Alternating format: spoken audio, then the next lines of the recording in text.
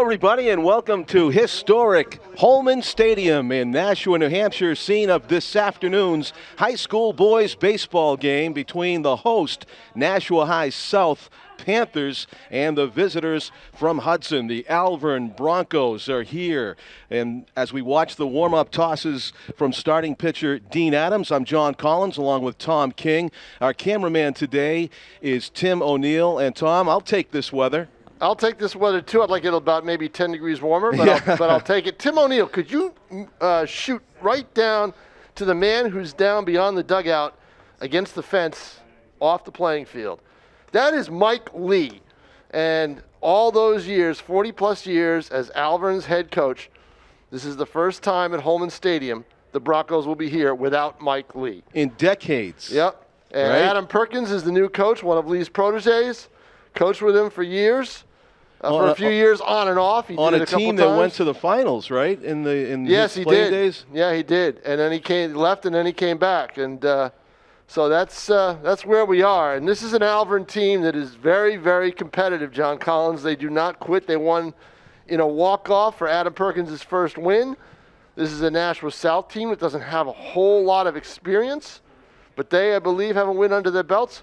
So here we go. It's a good game. Alvirne and South always play fun baseball at Holman Stadium. Jake Dufour, the center fielder for the Broncos, draws leadoff duty for Alvirne. He takes a off-speed pitch low for ball one to start the action. Left-handed hitting Jake Dufour, your batter. He'll be followed by Kyle Belanger and Nick Jakes. Alvirne's starting pitcher, batting in the 3 spot in the order, will be due up this inning. That misses up and away, and it's quickly 2 balls and no strikes to the leadoff hitter for the Broncos. 7-inning games in high school boys baseball, and the Panthers defense plays Jake Dufour straight away at all positions, just like you draw it up in a textbook. That slow curveball misses low, so Dean Adams is struggling with his control early. His first 3 pitches outside of the strike zone, and a patient leadoff batter right now is Jake Dufour. Sunsplash day here at Holman Stadium in late April. That bender on the outside corner, so don't believe that was Dean's fastball, but he gets it over the outer third. So first strike of the game, and now it's a 3-1 count to Jake Dufour. Let's see if he takes this 3-2. Trying to draw that leadoff walk. He does. It's kind of an easy take. It misses up and away with the fastball. And it's a 5-pitch walk to Jake Dufour, aboard with nobody out here in the first inning. That'll bring up the shortstop, Kyle Belanger. He is also a left-handed hitter.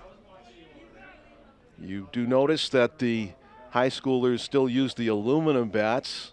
Of course, when we do the Silver Knights games in the summer, the collegians use wood. That misses up and away, so Dean Adams with 5 out of 6 pitches thrown today outside of the strike zone. Tom mentioning that Mike Lee, the former head coach of Alvirne, is in attendance today. Head coach of Alvirne now, Adam Perkins. That bender catches the outside corner at the knees. A pitcher's pitch there from Dean Adams. Kind of a grimace you could tell from the body language from Kyle Belanger. I think he thought that was low. 1 ball and 1 strike is the count.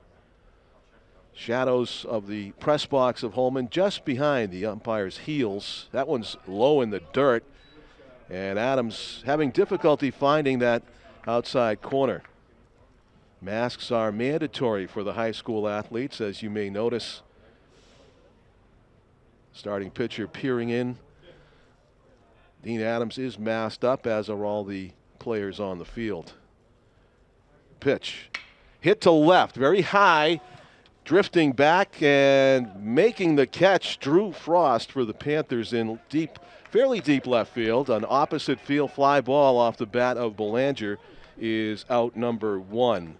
Back to first base goes Jake Dufour. Now with 1 out, see if Jake Dufour will challenge the arm of catcher Caleb Rich, who is catching for Dean Adams.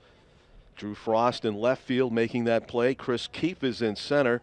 Robbie Cullerton in right field, making up the outfield for the Panthers. There does go the runner. Slow curve on the inside corner. He's going to steal that base easily. Not sure even with a blazing fastball if Caleb Rich would have been able to catch Jake Dufour on that steal, as he got a great jump. Soon as Dean Adams picked up his lead foot on the mound, he was off and he had that base stolen. So in scoring position with 1 out. A 2-1 pitch is fouled back to the screen.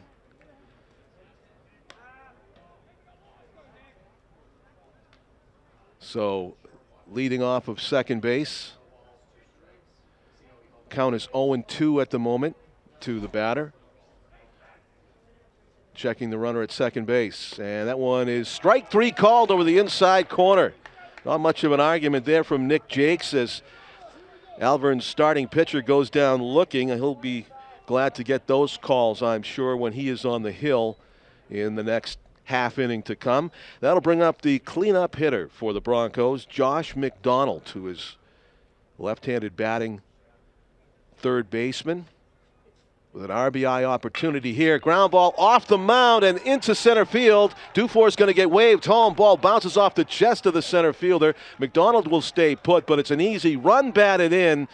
A hard ground ball single up the middle off the bat of Josh McDonald, and it is a 1-0 Alvirne lead. A clutch 2-out RBI for the Broncos. McDonald wasting no time. He kind of had to reach out and hammered the outside corner. The pitch was on the plate, but away, and he got a big bounce off the mound. Not much that the shortstop for the Panthers, River Hart, could do on that one as it next came down into the outfield grass. Bends in the front door, but not enough to catch the plate on the slow curve from Dean Adams.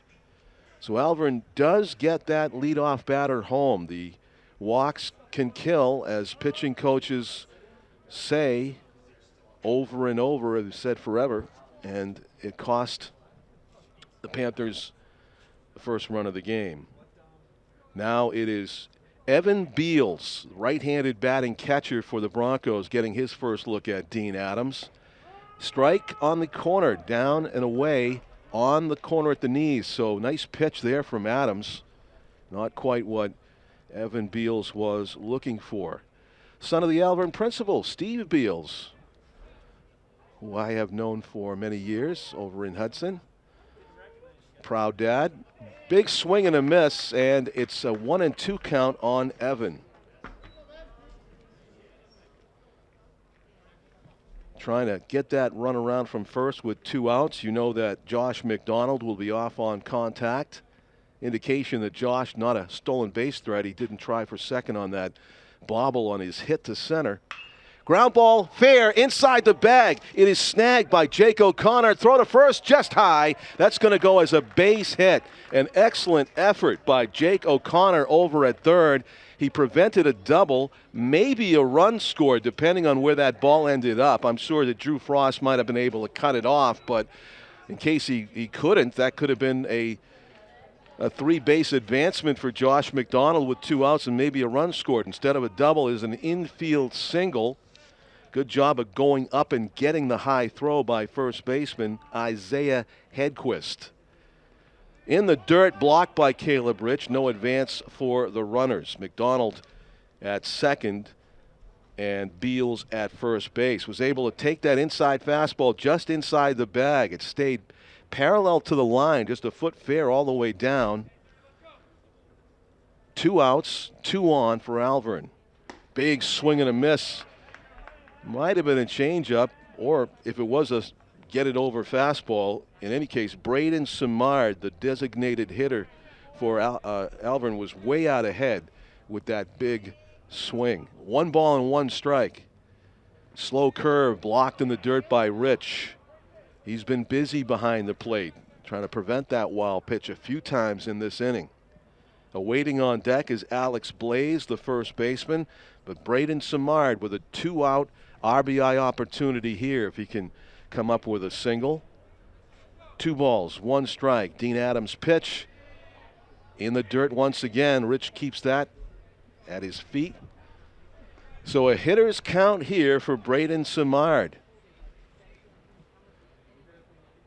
Adams, struggling to throw strikes, is likely to groove one here, although we have seen him throw off speed with 3 balls on a hitter already. Let's see if he does it again. The pitch.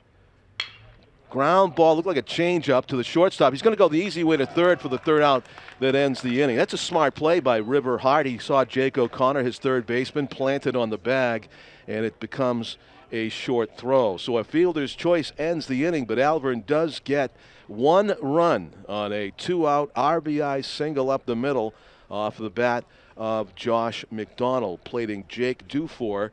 So we will go to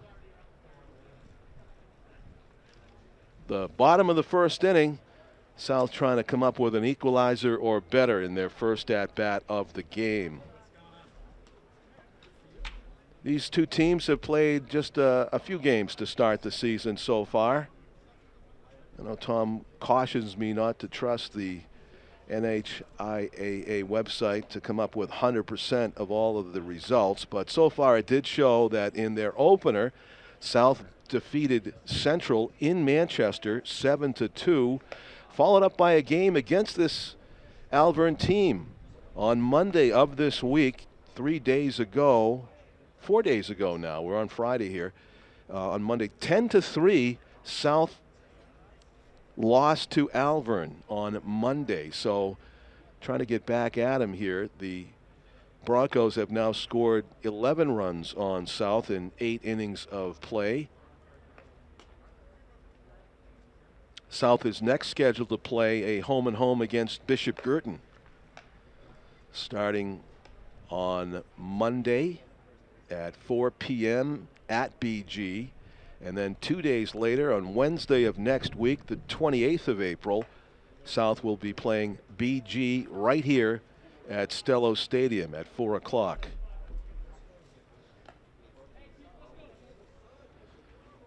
Wouldn't mind doing that game. I don't know if we didn't plan to. I think we got a full slate of action on Monday and Tuesday. I know that, which is fine. And, of course, we have to worry about the weather forecast this time of year. Apparently, tomorrow's going to be the pick of the week. It's going to make a run at 70, I think. But today, not too bad. So Chris Keefe draws leadoff duty for the Panthers, the center fielder for South. See if we can keep you updated on the Broncos defensively. Nick Jakes, the starting pitcher for Alvirne, starts off with some soft stuff of his own as Keefe twists out of the way of that one. 1 ball and no strikes. High to center. Drifting back is Jake Dufour, and he makes the catch toward right center field. So 1 up, 2 pitches, and 1 down for the Panthers here in the bottom of the first as Chris Keefe flies out to center.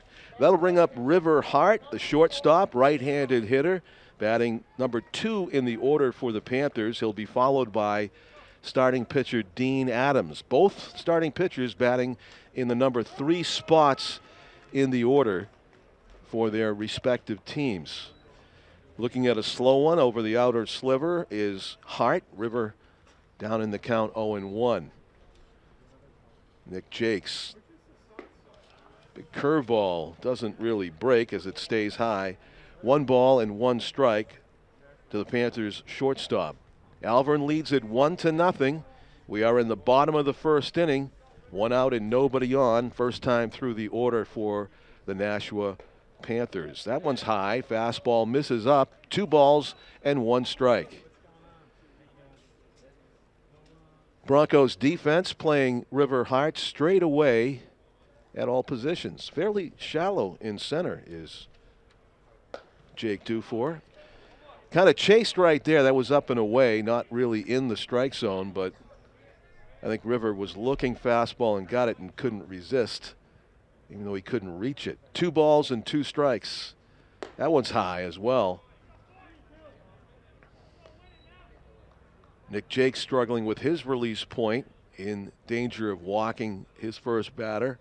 It was a walk that cost Dean Adams in the top of the first inning, coming around to score the game's only run.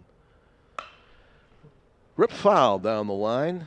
That was close to the inside corner, but not taking any chances. River cleaned it out and drove it off the netting on the bullpen down in left field. 3 balls and 2 strikes. Ton of foul territory down the left field line here. Not a lot of territory if you go right down the line in fair territory with that famous red brick wall. There's a fastball that misses high for ball 4. So both pitchers in today's game have walked a batter.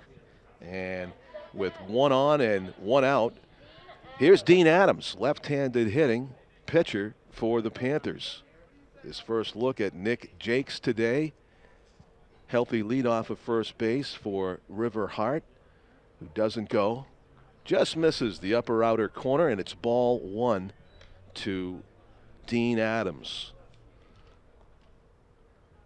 Again, the Broncos, no shift on here in high school ball. Straight away at all positions. Quick check on the runner over to first. So Nick Jakes being consistent with those high throws to home and to first. Trying to get the ball down. He does. That's a strike. About belt high over the outside corner.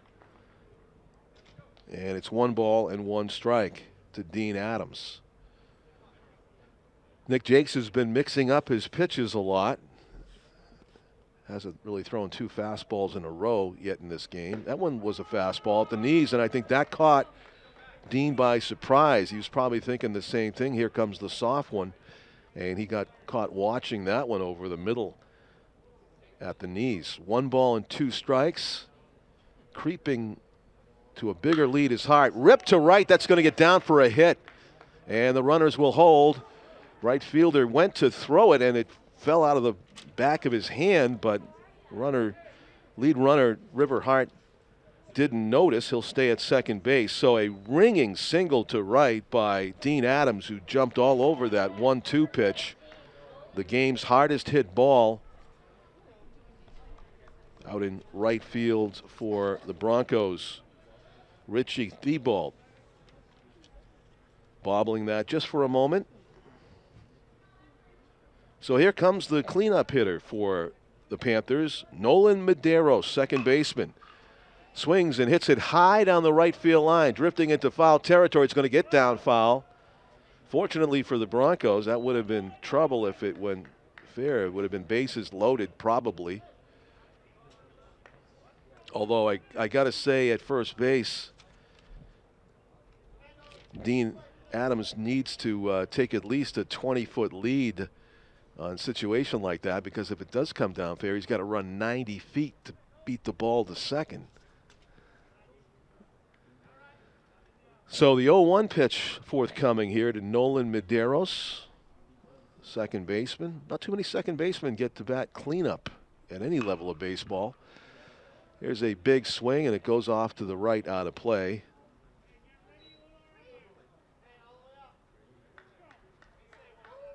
Maybe Robinson Cano batted cleanup a few times in his life, and probably could go through the steroid era and find some second basemen who are batting cleanup. Brett Boone comes to mind. 0-2 pitch. Off the catcher's glove, and a good jump at second base by River Hart. As he leads the way over to third, Dean Adams follows behind him. So that's going to probably go as a pass ball. Possibly a catchable ball there for Evan Beals. He would tell you he should have had it. And it's second and third with 1 out. It's a great opportunity here for the Panthers. They could tie or take the lead with a single in this situation. Even a fly ball will tie it with a sac fly. So great opportunity for Nolan Medeiros, although he is down in the count 1-2. First base is empty.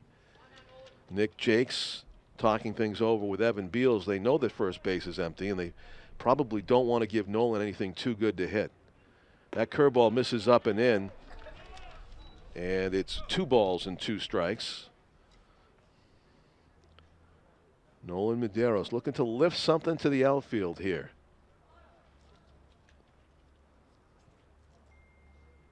A golden opportunity to take a lead Swung on and missed. It was a straight change, and it gets him strike 3. So big out there for the Broncos. Instead of second and third with 1 out, it's going to be second and third and 2 out, and pressure on Isaiah Hedquist, the number 5 hitter in the batting order, first baseman for the Panthers.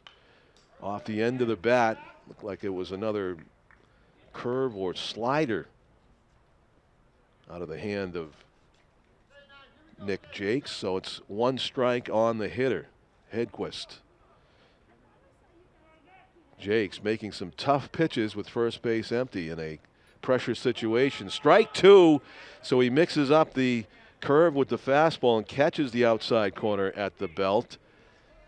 And now Jakes is in the driver's seat. Doesn't have to give Isaiah Hedquist anything really good to hit. Well, he doesn't want to bounce one to the screen either. That's low.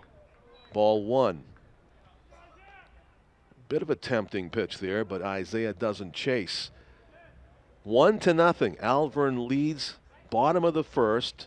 Tie run at third base. Go ahead run potentially at second base. The 1-2 pitch to Isaiah Hedquist. Swung on and missed. Strike 3. So with runners on second and third and 1 out, Nick Jakes comes up with 2 big strikeouts to end the threat. And we go to the top of the second inning. Alvirne still with the 1-0 lead. On a beautiful day for baseball as far as April goes at Holman. John Collins along with Tom King, our cameraman Tim O'Neill.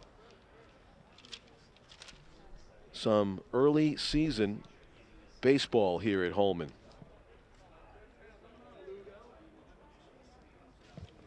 So we're talking about how South and Alvirne played on Monday, and South, according to the State Athletic Association's website, is 1-1 entering the game. Alvirne has played, I believe, 3 already, and they lost their opener at Pinkerton 3-1, and then won a nail biter against Pinkerton 2-1 on April 14th.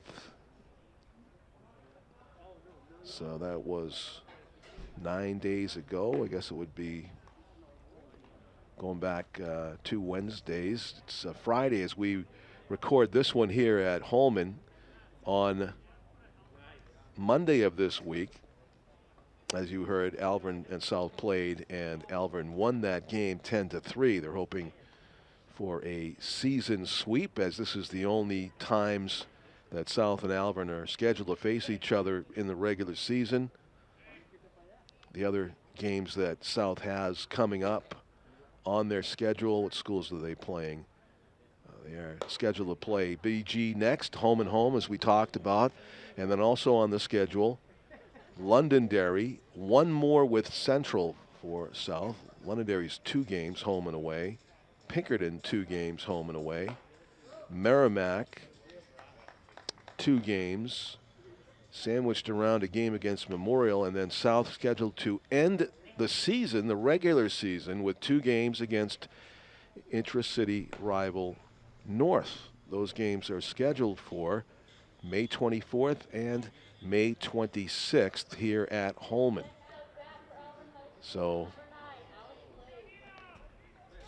baseball is back in 2021. We go to the top of the second inning, and for Alvirne, due up the bottom of the order, 7, 8, and 9 hitters. Alex Blaze, Richie Thibault, and Charlie Laporte.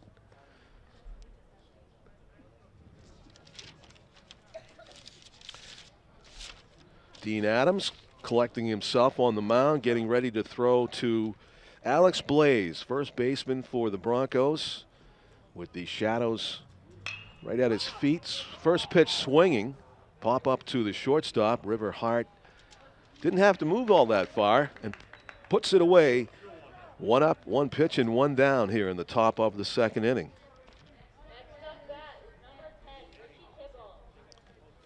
Kylie Richards on the public address today at Holman Stadium. And Dawn Vaughn is handling the scoreboard.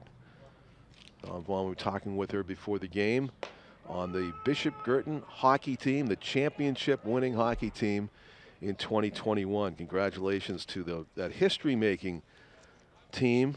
First time in Alvirne High School girls hockey history, BG hockey history, they won the girls title, the state title. Line drive out to third base. An economy of pitches for Dean Adams here in the top of the second inning. In the right place to glove that one was Jake O'Connor, who's made some nice stops today. One on a ground ball by Evan Beals, preventing a double. And they're on a line drive out off the bat of Richie Diebold, who hit it well, but nothing to show for it. Charlie Laporte, left fielder for the Broncos, batting in the 9 spot. And then we'll be back to the top of the order for Alvirne. That one stays inside, so it's 2 balls and no strikes to Charlie Laporte, getting his first look at Dean Adams here in this Friday afternoon ball game. Alvirne does have a pitcher warming up in the bullpen, interestingly. Ground ball toward the hole. Long throw for the shortstop. Hart shows off that arm, but he throws it over the head of the first baseman, and he gets a nice bounce off the railing. Great hustle by catcher Caleb Rich. He was down there, but South is fortunate that hit the padding right in front of Alvirne's former coach Mike Lee as he stands down there to the end of the dugout. It was a ball that if it skipped over the railing, it would have put a runner at second base in scoring position with 2 outs. Charlie Laporte with an infield single for the Broncos. Third hit of the game for Alvirne. And a good read by Charlie Laporte. He was shuffling about a third of the way towards second when he saw that ball rattle around off the shin guards of Caleb Rich, and he got that good break. Only had to sprint about 60 feet to slide in safely. So Alvirne does get that runner to second base with 2 out into scoring position, hoping for an RBI single, maybe a clutch hit from Jake Dufour, who is ahead in the count, 1 ball and no strikes. The pitch. Big looping curve, stays up and in, so it's 2-0 now on Dufour, who walked, stole second, and scored the game's only run in the first inning.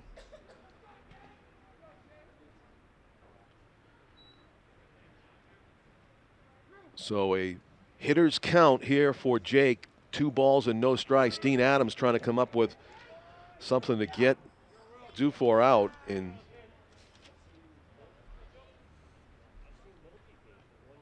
stop Alvirne from getting their second run. Charlie Laporte at second base will be off with the crack of the aluminum. Hits it a long way foul, but it is a ball that was probably in off the plate. Jake Dufour hunting a 2-0 fastball. Might have got one, but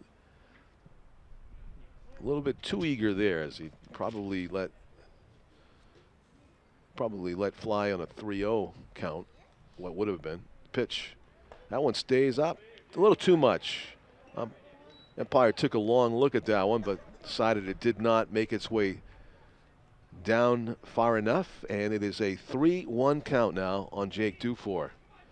Got a good piece of that last fastball he saw. Let's see if he gets another one. Hits it high to center. It's a long run. It's going to get down for extra bases. Dufour drives it all the way to the wall. He's going to get 3 with that great leadoff speed. It's a 2-out triple for Jake Dufour, who has scored a run and driven in a run. It is a 2-0 lead for the Broncos.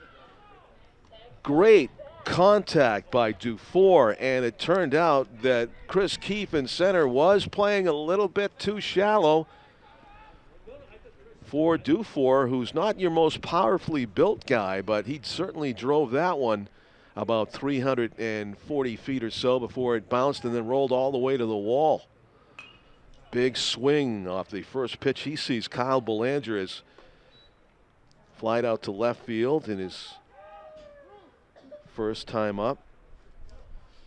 So Dufour, no question in his mind when he saw that ball roll to the wall, he was going to go for 3.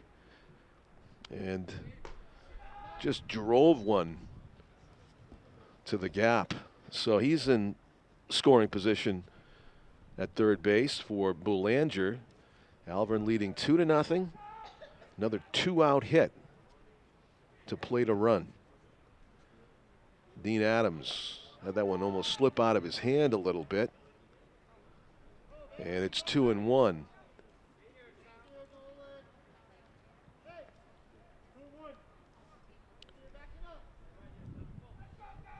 Two balls and one strike. From the stretch, the pitch. Ground ball toward the second baseman. Coming in and fielding that nice high hop. Nolan Medeiros throws out the runner. But Alvirne again with a 2-out hit to drive home a run, and it is a 2-0 Broncos lead as we go to the bottom of the second.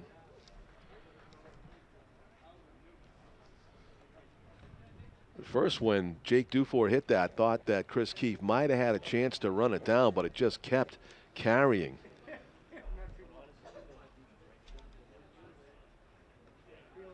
It's at least 400 feet to straightaway center here at Holman Stadium.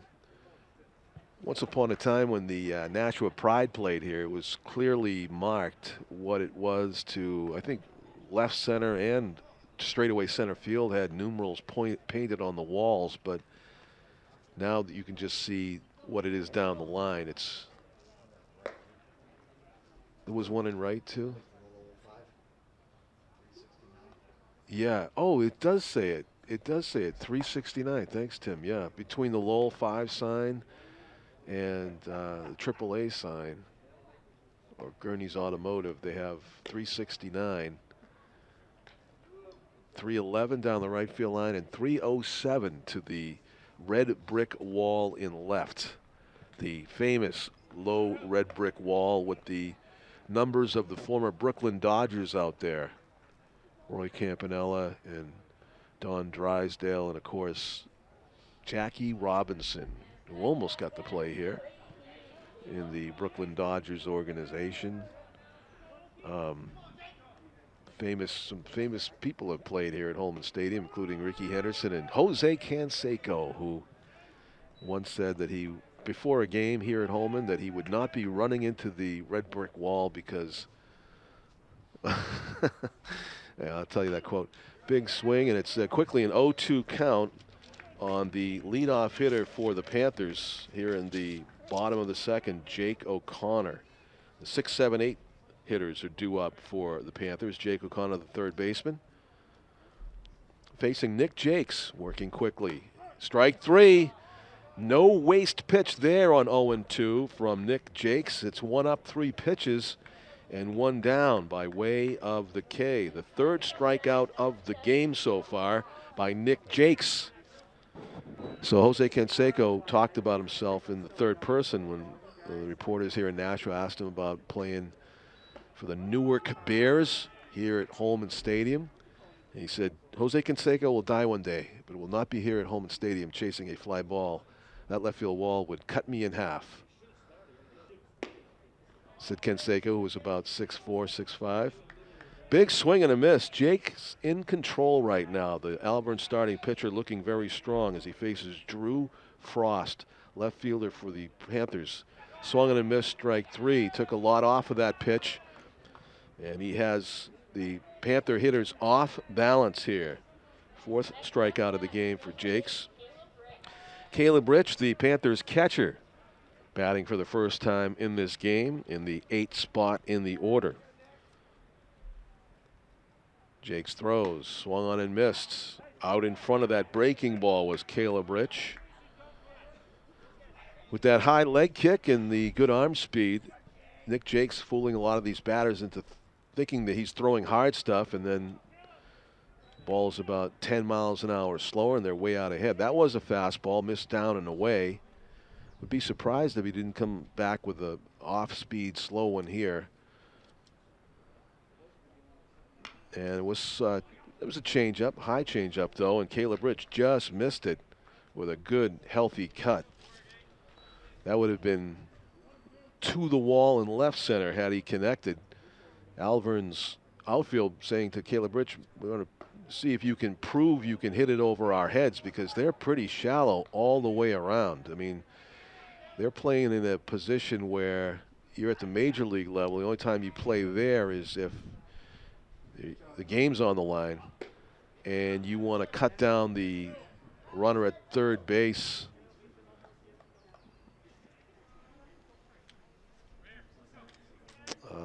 For some reason you don't think, or a fly ball can end it on a sac fly. So that's a swing and a miss, and he does strike out the side. So an impressive inning for Nick Jakes, the Broncos pitcher, to say the least, as he records his 5th strikeout of the game, and no ball put in play there in the bottom of the 2nd inning for the Panthers, who will retake the field on defense. So the 9-hitter in the Nashua South batting order, Robbie Cullerton, will have to wait another inning to get his first at bat. Jake's facing just 8 batters so far through the first 2 innings. Back to the mound goes Dean Adams.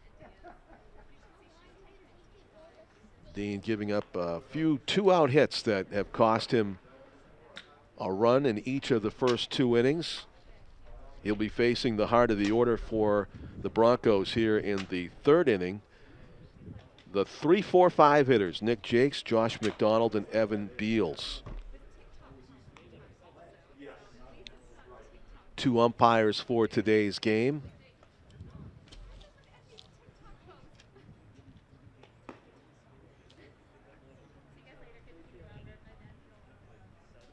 See what the Titans are up to today. Nashua North scheduled to play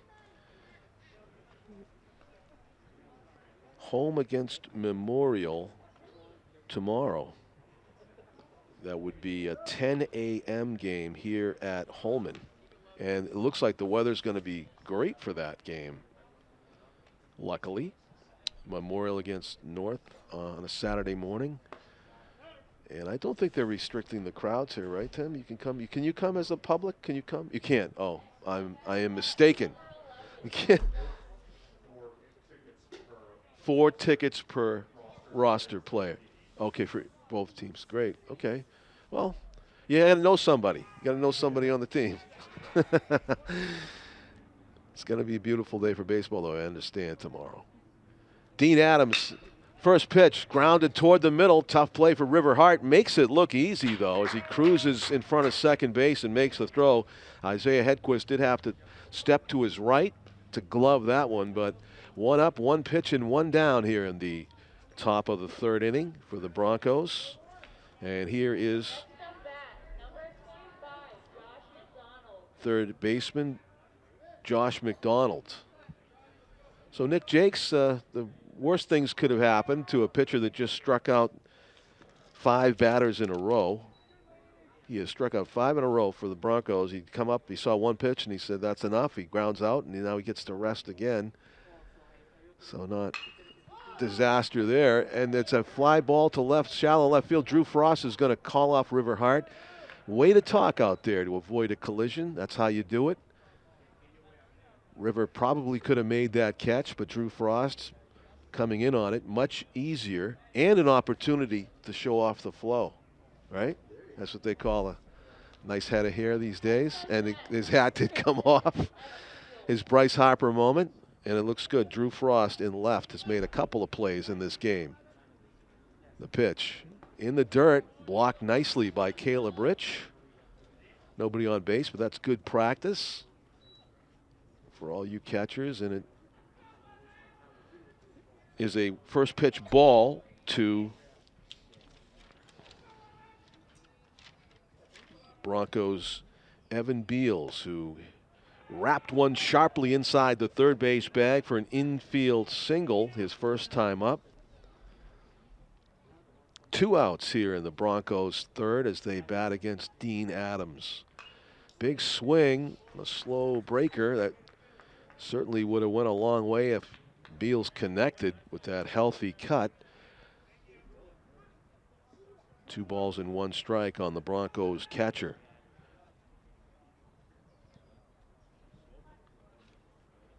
That's a change-up that misses low and away, or maybe a slow curve, and Evan takes it for ball 3. Hitter's count now for Evan Beals. Stands right over that dish, waving the bat in anticipation of that one is close, and respectfully waiting for the umpire's call. Evan Beals. Here's ball 4. So he trots down to first, and another opportunity for some 2-out magic for the Broncos, who have scored each of their first 2 runs with 2-out hits in the first inning and in the second inning. And now the opportunity falls to Braden Simard, who grounded out to shortstop into an inning-ending fielder's choice his first time up. That breaking ball stays up, and it's 1 ball and no strikes to the designated hitter for Alvirne, Braden Simard. He's batting for Richie Thibault in the Alvirne order. You can designate hit for anybody. It doesn't have to be for the pitcher only, and that, you see that a lot in high school.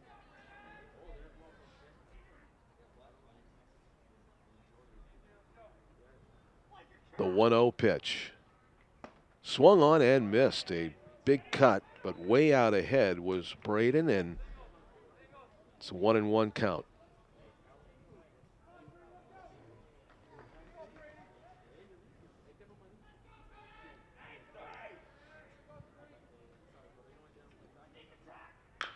Hammered foul. Adam Perkins making the play down there, the Alvirne coach. So 1-2 is the count. Braden Simard trying to protect. And Dean Adams trying to come up with that out pitch, and he might have got it. No, I think he wanted that one. Didn't miss by much. Sweeping front door curve that just stayed inside apparently. 2 balls, 2 strikes, 2 outs.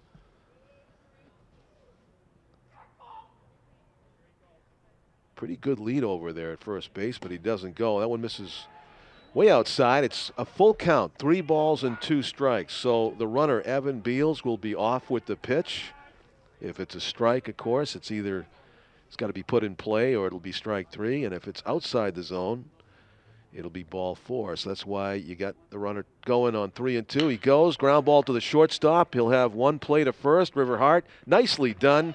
2 outs in the inning, recorded by shortstop River Hart. Solid defensive work. And we go to the bottom of the 3rd inning, 2-0. South wants and needs to get on the scoreboard here against a tough opponent from Hudson. The Alvirne Broncos defeated South on Monday of this week, 3 days ago, 10-3, and they have a 2-0 advantage so far in this one.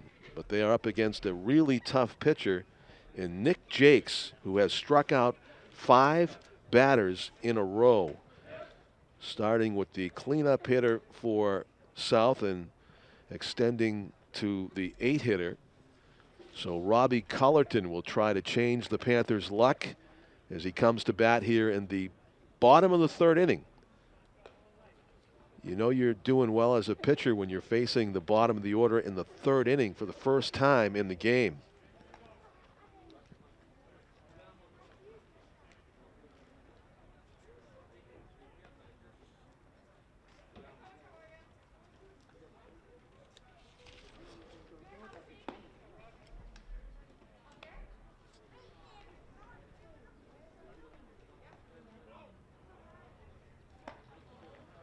Looking at the Titans schedule, the only other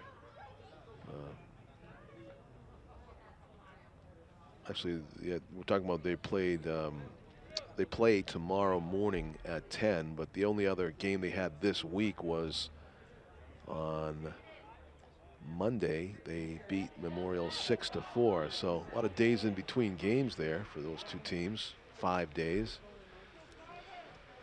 But then again, there was some days this week that were unplayable anyway, weather-wise. The pitch is on the inside corner. Jakes can do no wrong right now. On the mound for the Broncos. Robbie Cullerton awaiting the 0-1. Just low. Almost looked like the umpire wanted to give that strike to Jakes as well. A few inches below the knees. 1-1. Swung on and missed. Strike 2. So not only is Jakes getting a lot of strikeouts of these Panther hitters, they're having a tough time just getting a piece at this point, fouling it off. The 1-2. Swung on and missed. Strike 3. That is 6 in a row. Retired by the way of the K for Nick Jakes, who, even though it sounds like it, has no K in his name. Jacques. Ques. Don't forget the U.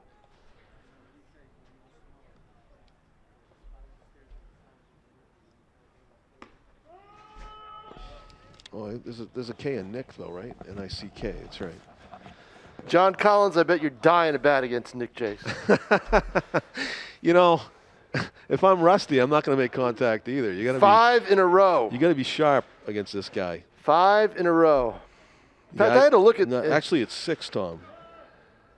You're right, 6. Yeah. 2 to end the first. 2 big strikeouts to end the first. Remember that, second and third with 1 out. Yep. Yep, he's been on a roll. That one's up. We're at the top of the order now, though. We got some sticks up there for South, and maybe their luck will change. Chris Keefe, the center fielder, is ahead in the count, I think, 2-1. The pitch. Outside. Let's see if the ump puts the. Sometimes he'll hold his fingers up. It's 2-2.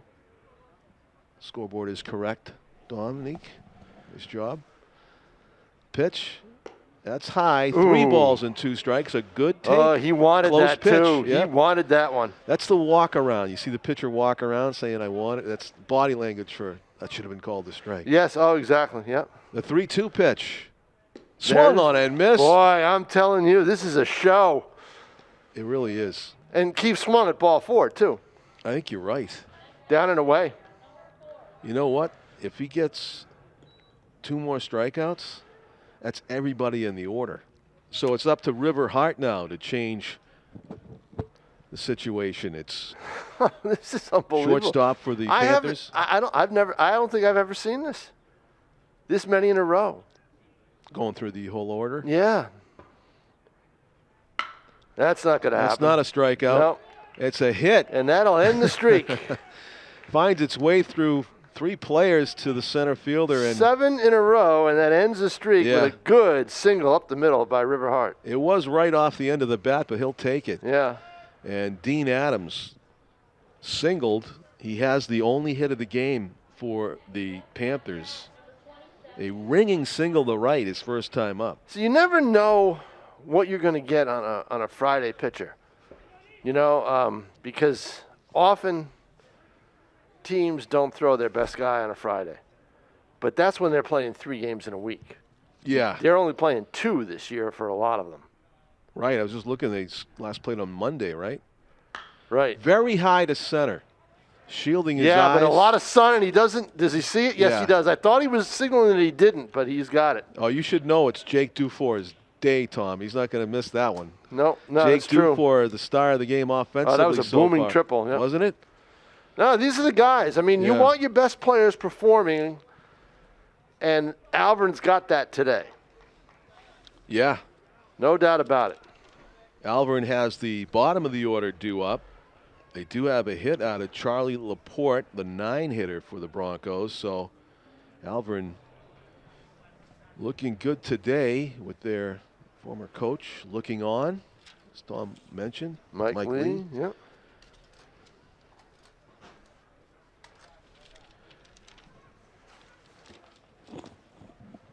Two to nothing. Nice out there in the sun. Yeah. A lot of the bowl, the seating area here at Holman is in the shadows. Unfortunately, you have to, you go up on the far left or right? Maybe you can find some sun. Yeah, it wasn't. Yeah, it wasn't early on, but now it is. I was down towards the third baseline. Sun doesn't get quite up as high in the sky in April as it will later in the season. It's high enough. Yeah, but the shadows come out pretty quick in a 4 o'clock game. 4:30 game.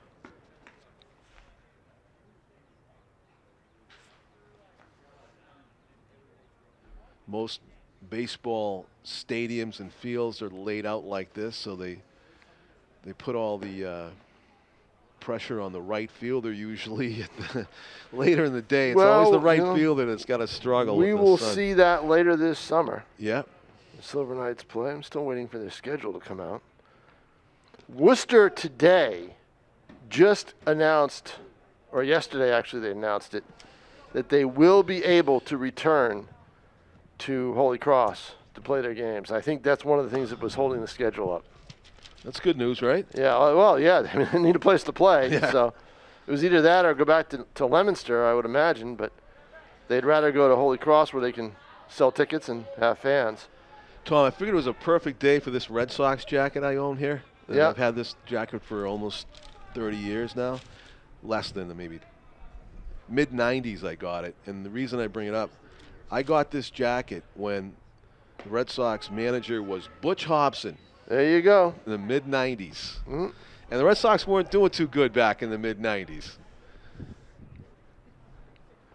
Well, 96 they were. Yeah. No, 90, was it 95 or 96? 94, 95 wasn't Butch the 95. manager? 95 they were, 96 they didn't. Kevin Kennedy was the manager for both those years. Yeah, before Kennedy was Butch, right? Yes. Yeah. And there was so few people wearing Red Sox paraphernalia back then when they were under 500. Swing and a miss. Strike 2. So few people were wearing it. And I was younger back then. There was a little kid at Market Basket saw me in this jacket, and he asked me if I was on the Red Sox. He couldn't understand why I'd be wearing it otherwise. You know, they were terrible. But now it's like you go anywhere, it's team paraphernalia just took off.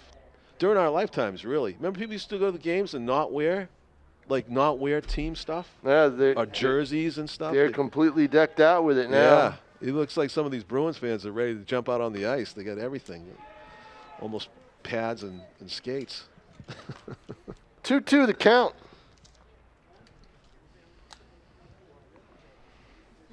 Oh, you can't go to a Bruins game without wearing paraphernalia.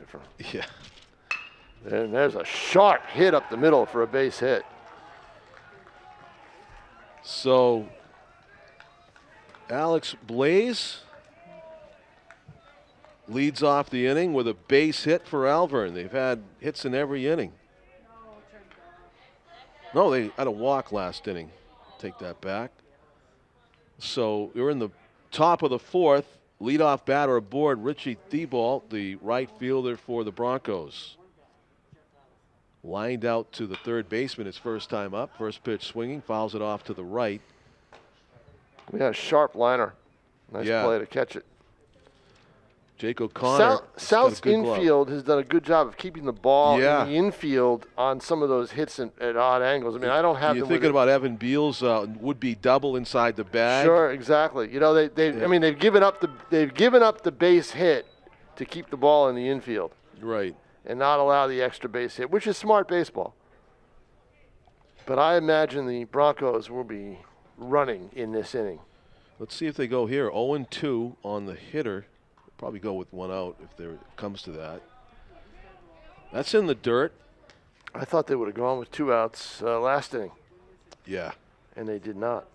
Adam Perkins, the new head coach, decided not to do it. And you got to work with the personnel you have sometimes, too. It depends on you got a player that's able to steal. Strike 3, a bender. Had him duck it. Yeah. Oh, nice pitch. Fabulous pitch. Second strikeout of the game for Dean Adams. That one had Richie Thibault fooled. Thought he was going to maybe hit him in the shoulder and ended up breaking over the inside part of the plate. Charlie Laporte singled his first time up. Open stance, number 9 hitter for the Broncos. That's a generous strike call right there. That might have been a little bit off the plate. You would think. Yeah. Yeah, no, you would think now that the runner Blaze is going to be going. I would. Yeah, with Dufour up after on deck. Expecting a breaking ball here in 0-1 maybe. That would have been a great. He's going now. He's going to get it anyway. Yep. Doesn't have to do anything. I guess we got to call that a wild pitch, right? Yeah, I would guess so. Instead of stolen base. Yep. In scoring position, Alex Blaze Alvirne's had a couple of runs in this game, both scored by the way of a 2-out hit. Right now only 1 out. Ground ball to the left side, scooped up. Nice play by the third baseman. Third. And there is. And the runner slides in and kicks the ball toward the screen. There's nobody over there. No one there and he will score. Yep. Good aggressive base running produces results for Alvirne. As Alex Blaze waited, Tom, until the throw by Jake O'Connor, the third baseman, and then he took off, trying to gun him down. Isaiah Hedquist threw it over into the runner's path. It hit him in the cleats, I think, or he kicked it toward the screen unintentionally, but there was no backup, and so it is a run scored for Alex Blaze, a 3-0 lead for the Broncos. E3 on the throw. Yeah. But the mental error is by Dean Adams, who is coming out of the game. Because Dean Adams should have been over there. He needs to back up the throw. He needs to back up the throw. Yeah. He needed to anticipate there'd be a throw and needed to get over there. Yes. That's advanced baseball, but that is exactly right. That's what the pitcher needed to do there. And if he was over there, Alex Blaze would not have even tried to score. And this is a surprise in a way. I wouldn't have expected Adams to come out here in the top of the fourth, but he is. Maybe he was scheduled not to go scheduled that far in the for game. A pinch count. Could be. It's early in the year. And on the mound now for South is Leo Capico, junior right-hander. Entering the game with 2 outs and nobody on board. Alex Blaze with a leadoff single. Richie Debalt got caught looking. Charlie Laporte grounds out to the third baseman. Still interesting to me that they're doing this because there's 2 outs and nobody on. Yeah.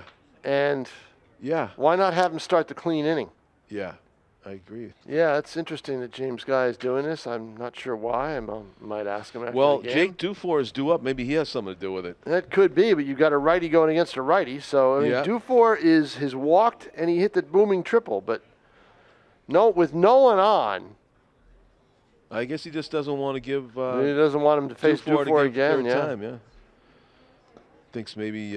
But does the pitcher coming in cold have a chance against him? I don't know. It depends if he can control, if he can throw strikes, because Dufour will take a walk. Well, he did in the first inning. Yeah, he's got a good eye. He's patient, and so that triple came with 2 strikes on him, I believe.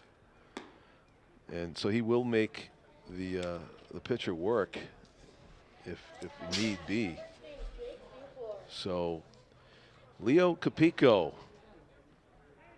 who is a junior right-hander, coming into face Jake Dufour, who's had quite a game so far. Walk, stolen base, scored a run, tripled home another, has figured in both of the Alvirne tallies. Actually, no, there's a third one in this inning that he wasn't involved in, but it's 3-0 for the Broncos and a chance to start something with 2 outs for Dufour. Leo Capico wants to come in and shut the door. Yep. He did go. Now, it's possible that James Guy did not want Adams to face them 3 times in the order. Yeah. It would have been the 3rd time. It's now the start of the 3rd time through the order, so maybe he had made up his mind before the start of the game that Adams was only going to face them twice. In the dirt. Caleb Rich blocking that one. So Jake Dufour heading the count 2-1.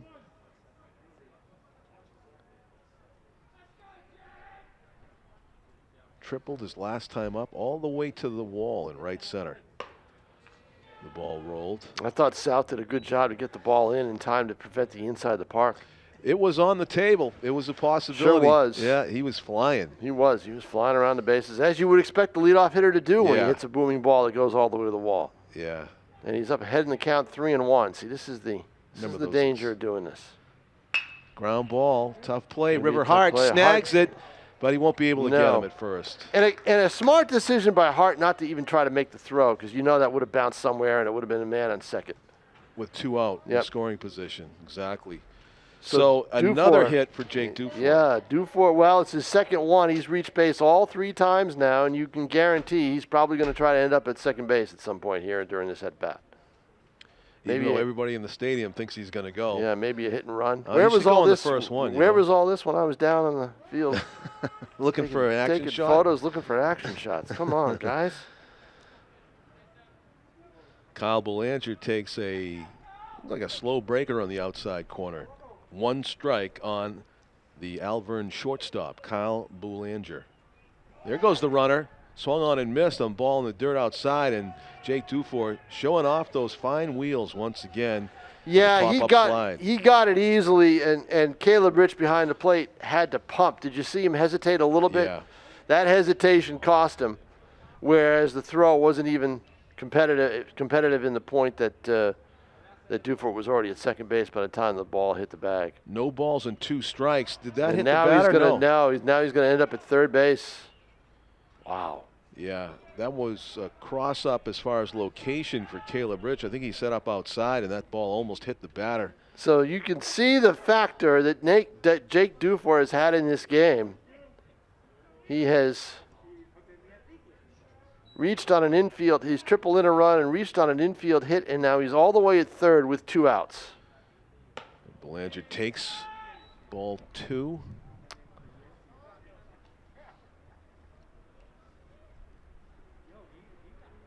Two balls, 2 strikes, 2 out with a runner at third base. Alvirne looking for a 4th run, up 3-0. Swung on and missed, strike 3. That's Straight a big strikeout by Capico. I mean, it sure looked like Alvirne was manufacturing another run, and they're not able to do it. Yeah, it was a gutsy pitch. He threw it right down the middle, but it just was a straight change, it looked like, and Kyle was way out in front. Kyle Belanger, the shortstop, goes down swinging. We go to the bottom of the 4th inning, and South still with their work cut out for them offensively. The task just got taller as Alvirne tacks on another run. The leadoff single by Alex Blaze coming home on a errant throw. A run, a hit, a run, 2 hits, an error, and a man left. It is 3-0, as John said. And Alvirne, believe it or not, John, they left 5 men on in 4 innings. Yeah. So you know, that's one thing. You brought it up about a mental error, about the pitcher not backing up.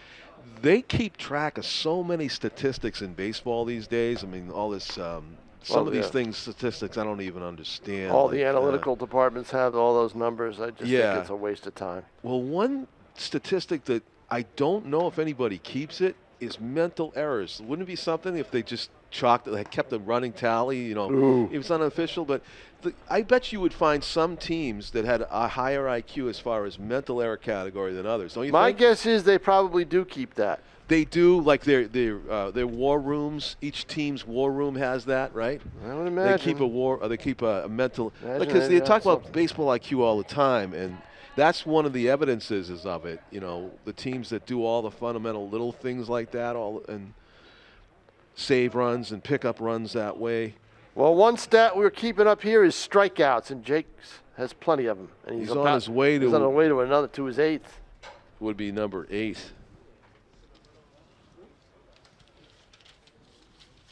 Three pitches. Nolan Medeiros goes down swinging for the second time today.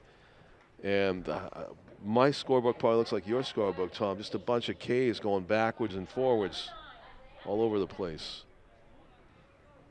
Isaiah Hedquist struck out his first time up. Strike 1. I mean, the stuff is not overpowering. He's pitching is what he's doing. He's mixing his pitches up very well. He's ahead in the count 0-2. And that's the other thing. He hasn't been behind. He hasn't been behind in the count often at all. Yeah, I mean, his strike-to-ball ratio's got to be like 75%. Yeah, he's got 1 walk. Yeah. He walked Hart in the first inning. Ooh, almost hit him. It did. Thought that curve was Jake's knew. But what did he set him up for, right? Yeah, exactly. Fastball on the outside corner. On the outside corner away. And he goes off speed away. Yeah. Just gets a piece of it. Because you saw in that first and second inning, they were all lunging. Yes. all reaching for the outside part of the plate. The 1 and 2 as he comes inside and misses. I think 2 and 2. he's got to stick with that outside part. Don't let that foul ball deviate from what your game plan is. Certainly, Hedquist took a healthy cut. If he had made contact, it would have went a long way. He does stick with the outside part, but he's out of his rhythm right there. Yeah. So Jake's showing he's human here in this count. 3 balls and 2 strikes, and Hedquist awaits. Spoils it. Yeah, slow curve. Probably a strike. It was. It was a slow curve strike. Almost aimed over the plate. But now you see, let's see if Jake's, he doesn't have the blow it by you arm. But he did it that time. He didn't blow it by him, but he put a high fastball in there, just a little more juice than earlier, and gets him to swing and miss. Strikeout number 9 on the pitch, Tom. I think if Isaiah could have resisted swinging. Ball 4. It was a high fastball. He climbed the ladder with him right there. Yeah, and you were talking about the doesn't have blow up by him speed, but hardly anybody's going to catch up to a ball up there. And he's got to be careful with that inside pitch, though. He's very close to hitting. So Jake O'Connor, third baseman for the Panthers, one of the 9 strikeout victims so far. Looks at strike 1. Count is 1-1. Toward the middle. Gloving it. Tough play. Throw to first in time as the first baseman holds the bag. A nice play by shortstop Kyle Belanger over to first baseman Alex Blaze. So Panthers finally do make contact in that inning, but the fine defense of the Broncos keeps them off the bases. Well, look what they've done. Pitching, hitting, defense, base running. It's all worked for Alvirne, and it's pretty much the way, when Mike Lee was coaching, that's pretty much the way things worked if they could win games. They won it with base running, with some defense and some good pitching. So we go to the bottom. Now we go to the top of the 5th. Yeah. In a 3-0 game. So South's starting pitcher is out of the game, and they have gone to their bullpen for a third pitcher now, I believe. This is number 18, Jake O'Connor, who was playing third base to start. So we no doubt have a new third baseman for South, and that is Nolan Medeiros, who moves over from second base to third. And at second base, we now have number 27, Dean Adams. Your starting pitcher is in the game in the infield at second base. So a little bit of a shuffle.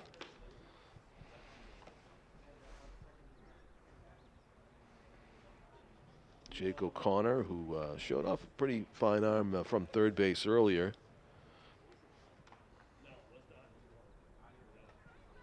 Taking his warm-up tosses, and he is due to face the heart of the order for the Broncos. The 3-4-5 hitters, Nick Jakes, Josh McDonald, and Evan Beals.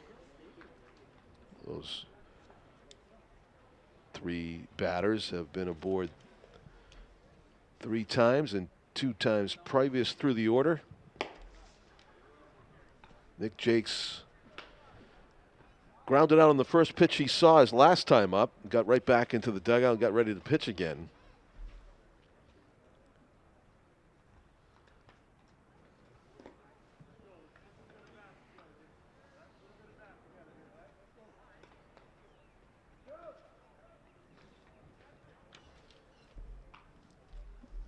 Caleb Rich doing the catching for the Panthers, a sophomore. Fires it down to second, and we are set for the top of the 5th inning of a 7-inning game. Alvirne trying to add to a 3-0 lead. Had some clutch 2-out hitting in this game, and some dominant pitching from this young man right here, Nick Jakes. Has tossed 9 strikeouts on the hill, but still looking for his first hit of the game.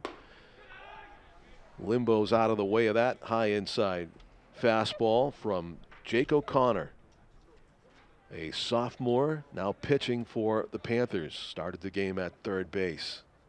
The 1-0 to Nick Jakes. Ooh. Has to jackknife out of the way of that pitch. So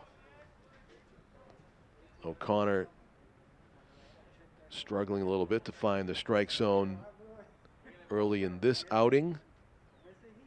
The 2-0 pitch. Wraps it to the shortstop. River Hart very smooth over there. Yeah, Hart's a good player. And that's 1 up and 1 down. Nick Jakes grounding out to short for the second time in this game. Here's Josh McDonald, who has singled and flied out to left.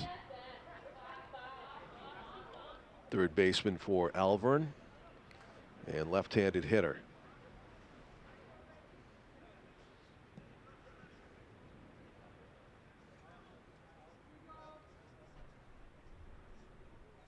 Curveball finds the outside corner. Good off-speed pitch there by Jake O'Connor, mixing it up a little bit.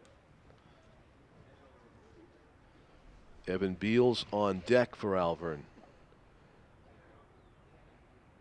The 0-1. Softly towards the second baseman. Dean Adams scoops it up and throws to first. Good job by Adams, who was the starting pitcher in this game. 2 out. You know, Nashua South, what Nashua South's got to do, just hold the fort right now, but find a way to get to Nick Jakes out of the game. You know, that's what they have to do. Because it doesn't look like he's tiring any, John. No. Nice pitch by O'Connor. Nice curveball. Yeah, it's looking like his strongest pitch at this point, although he's got a good arm. He's got a pretty good fastball when he throws it. That's going to be caught. Oh, no. It was deflected off of the glove of Nolan Medeiros. That may end up. That's going to give him second base. He will be in second. And Tom, that's a double. You can't call that an error. No, not an error at all. You know, I mean, he lunged. I've never seen that. He lunged for the ball, deflected off his glove. It looked like, and then. I have watched baseball for 50 years. I've never seen a ball go off the third baseman's glove and between the outfielders. Yeah, no kidding. That's how shallow they were playing. And it didn't look like the ball was hit that hard to have that kind of trajectory. No, a little bit of a hook on it maybe, but it must have went right off of the top strings of the glove of Nolan Medeiros because it almost picked up speed when it went off his glove. And Drew Frost in left might have overcharged a little bit, but it's a strange double. Yeah, but more 2 out. With 2 out. Yeah, more 2 out magic for the Broncos right now. They've been doing their damage with 2 outs. So Evan Beals has had quite a day. He's walked, singled, and doubled. On base all 3 times for the Broncos. Braden Simard was grounded to the left side twice. There was time, and a balk was called. And Jake O'Connor says, "What did I do?" And I'd have to see again to see what he did. And I'm pretty sure he didn't come to a set. But usually you get a warning on that. A full set. Maybe he squiggled his legs a little bit. Don't know who the umpire is on the bases. He's the one who had to call it, I think, right? He's a man of few words, though. He didn't come really tell me. I don't know. Maybe he did say something we can't, of course, see his lips moving. Didn't explain it to anybody. Maybe explain it to Jake because he's close to him and he could hear him, but certainly didn't walk over and explain it. He just called the balk. At third base with 2 outs, Evan Beals, Braden Simard looking for a 1-2 pitch here from Jake O'Connor.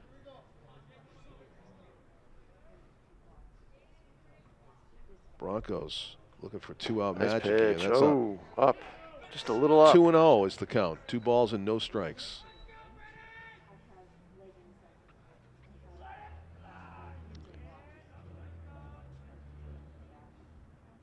Setting up over the outside corner is Caleb Rich. The ball stays inside.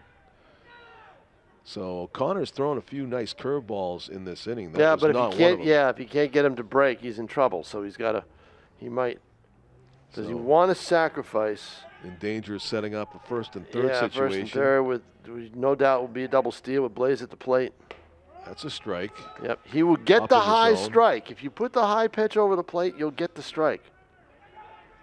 Seems to be the zone.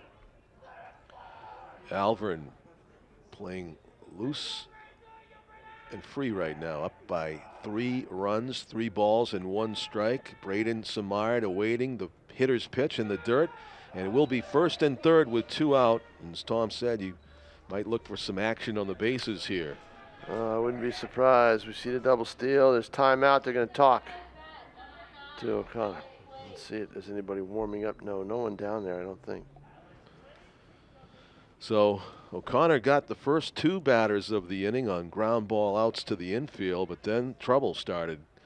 The line drive by Evan Beals that Nolan Medeiros got the tip of his glove on and deflected it into left center field for a double. And then on the balk, Evan goes to third base. And now it could be the trick play, base running. Let's see if one play that some of my youth coaches had in the playbook was where the runner at first begins to steal second and then just stops and gets into a rundown if the ball beats him to second. Well, I mean, that's always an option. It was always a play from Mike Lee. Yeah. You definitely have things going, and let's see what Adam Perkins wants to do. The pitch, the runner doesn't go, and it's a strike on the inside corner. So I guess that's when the coaches want to see if the pitcher can throw a strike. Right, they don't want to tip their hand early. Yep. No sense in running yourselves out of an inning. Alex Blaze has singled and scored and popped up in 2 at-bats previous. The 0-1. Strike 2. Yep. So I think the talk was, let's that's a pitch that Alex Blaze probably wants back. Sure. I think the talk was let's not throw so many curves and let's just the 3-0 lead. Come right at him, attack. The 0-2 pitch is on the way. Hit to right. It's going to drop. It's dropping fast for a hit. It's a run for Alvirne, another 2-out RBI hit for the Broncos. And what did he do on 0-2? Instead of throwing a Gave him a pitch to hit. Yeah, instead of throwing a waste pitch, not only did they give him a pitch to hit, John Collins, he gave him an off-speed fatty right over the plate. I mean, it was hanging right there. And it said, hit me. Yes, and Blaze just lines it, bloops it. I mean, you couldn't really, line it hard because it didn't have much velocity on it. Yeah, not if you're just protecting with 2 strikes. You're just going to punch it to right is right, what he did. And that's what he did. He gets the RBI single, and it's a 4-0 lead. And because that was to the pull side, the right fielder, Robbie Cullerton, was fairly deep, not way deep, but just couldn't get to it. So it's first and second, 2 outs, twisting away from that inside fastball. Richie Thibault has struck out and lined out in 2 at-bats with another 2-out RBI opportunity for the Broncos, who are already up 4-0 here in the top of the 5th inning of a 7-inning game. The 1-1 pitch is on the way. Hit hard to left. It's going to be over the head of Drew Frost. Yep. It's going to be all kinds of trouble. There's a 1-run scores. Here comes 2. Another one's going to be raved home. And it is a 2-out, 2-run double off the bat of Richie Thibault. My, oh my. And South was playing shallow. And in left field, that little bit of hesitation, I was surprised he didn't take off with the crack of the bat. He stayed stationary, hesitated, and then realized it was over his head. The Broncos have driven a couple of balls to the wall with 2 outs. A triple for Jake Dufour earlier. Now the double by Richie Thibault here in the 5th inning with 2 outs, 2 runs, and that is a tough blow for the Panthers, who are now down 6-0. Yes. All 3 runs and hits coming with 2 outs. Charlie Laporte is 1 for 2 in this game, the 9-hitter for Alvirne, and Jake Dufour would love to bat for the 4th time in 5 innings. He's on deck, the leadoff batter for the Broncos, who's had a great day. Boy. 2 for 2 with a walk. RBI and a run scored is a strike away from getting out of it, and just Laporte twists away. Couldn't quite close it out, and you've got to close it out against the Broncos. They're going to be aggressive no matter what.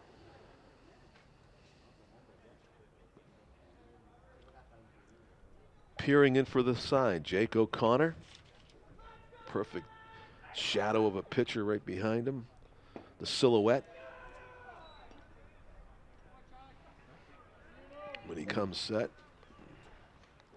And boy, they are making him work, aren't they? Yeah, they are. And then right on cue, he kind of bends over and down 3-0 takes a deep breath. Yep. Resets.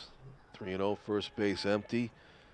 Yeah, but Dufour on deck is going to get a chance. Tell you when he got in trouble, when he got away from the fastball. Yeah. You know, when he tried to get smart on 0-2 through hanging curveball.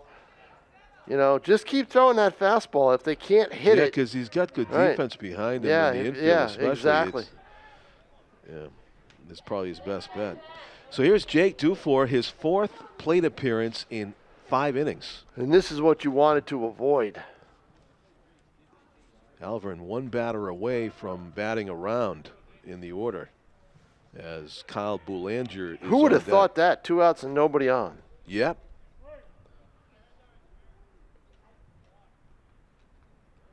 2 fairly quick outs. See how O'Connor pitches him. Curveball. Is up. Yep. See, the off-speed stuff just doesn't have the plate. Yep. And it's really costing him. You notice the center field a little bit deeper in this at-bat. Left fielder is shallow. Yep. The 1-0 pitch forthcoming to Jake Dufour. And that bounces about 5-6 feet away from home plate and too tough for Rich to handle, and it goes to the backstops. In scoring position now are Richie Thibault and Charlie Laporte as they advance to third base and second base respectively. Here is a great opportunity for Dufour to knock home what would be his second RBI and third RBI in the game on a 2-0 pitch. From the windup now is O'Connor. Strike right down the middle before taking all the way. There you go. That's his best pitch, and he's gotten so much away from it. 2 ball and 1 strike count now to the Bronco leadoff hitter. 6-0. Alvirne with a chance to tack on yet more runs here with 2 outs and 2 runners in scoring position. Jake O'Connor, Panther relief pitcher, kicks and throws. The curveball stays up, and it's 3-1. Dufour knew he didn't want any part of that one. Oh, so, why would you? He hasn't been able to throw it for a strike. You just lay off it. You know, Dufour's a patient hitter. He's shown himself to be, but good leadoff hitter. It'd be really tempting to take a good whack at a 3-1 fastball in this situation. He's having a leadoff hitter day. But no chance. It's in the dirt, and it's a walk, his second of the game. And it is the 9th batter. And see, they want him to finish the inning, so they're not coming out. Yeah. To pull him. There is a pitcher just starting to warm up in the bullpen down in left field. Yep. And he's being told to kind of move it along and Silas Fear. Well, they are coming out. Yeah. Silas Fear is warming up in the bullpen. This might be just to give Silas more time. Well, there's also a trainer coming out. Okay. So this is the second mound visit? No, was it? Yeah, the first and second. Yeah, that's what I thought. So what's going to happen now? Well, he's staying in, so this must not have been the second visit. I thought for sure they made a mound visit. They may have made it last inning. Was it in this inning, Tim? I think that was his first visit because he got the first 2 batters quickly, didn't he? Right, yeah, that's true, right. But no, was it first and third and they talked strategy? They might have talked strategy, yeah. But still, you got to. They thought there was with 2 outs, and they thought there was going to be a play at the plate maybe, or a double steal. Yeah, Tim's right. I think that was the second. It was, yeah. So how is he still in the game? I don't know. You know who made that mistake the other day? Wasn't it Joe Girardi did that? He came out. Don't know. Where's he managing now? Philly. Yeah, the umpire had to remind him. He was on his way back to the dugout and said, Joe, it's your second visit. You got to take him out. Philly. A Philly, yeah. High to center. A late break, and it's going to drift, and it's going to be caught out there in right center field. Not easy when you consider the Chris sun. Keefe with an adventure. Right, not easy when you consider the sun. But you know what Keefe didn't do? He didn't panic. He kept his eye on the ball and was able to keep spotting it. And he kept his legs moving toward the ball area where he thought the ball was going to come down, and it's a big put out because that would have been 2 more runs. Instead, it's the 3rd out of the inning. 9 batters come to the plate for Alvirne there in the top of the 5th after the first 2 had grounded out. And they plate 3 runs. They leave 2. 3 hits. And 3 hits. Yeah. The biggest, a double by Richie Thibault to drive in 2. And it is a 6-0 lead as we see a team meeting in front of the Nashua South dugout. Well, a lot of teams do that after a half inning, but in this case, it's a little more pronounced because of the fact that they're down 6-0 and facing a pitcher who's had their number. But now, what will the layoff do to Jakes? That was a good 20, 25 minutes, wasn't it? It sure was.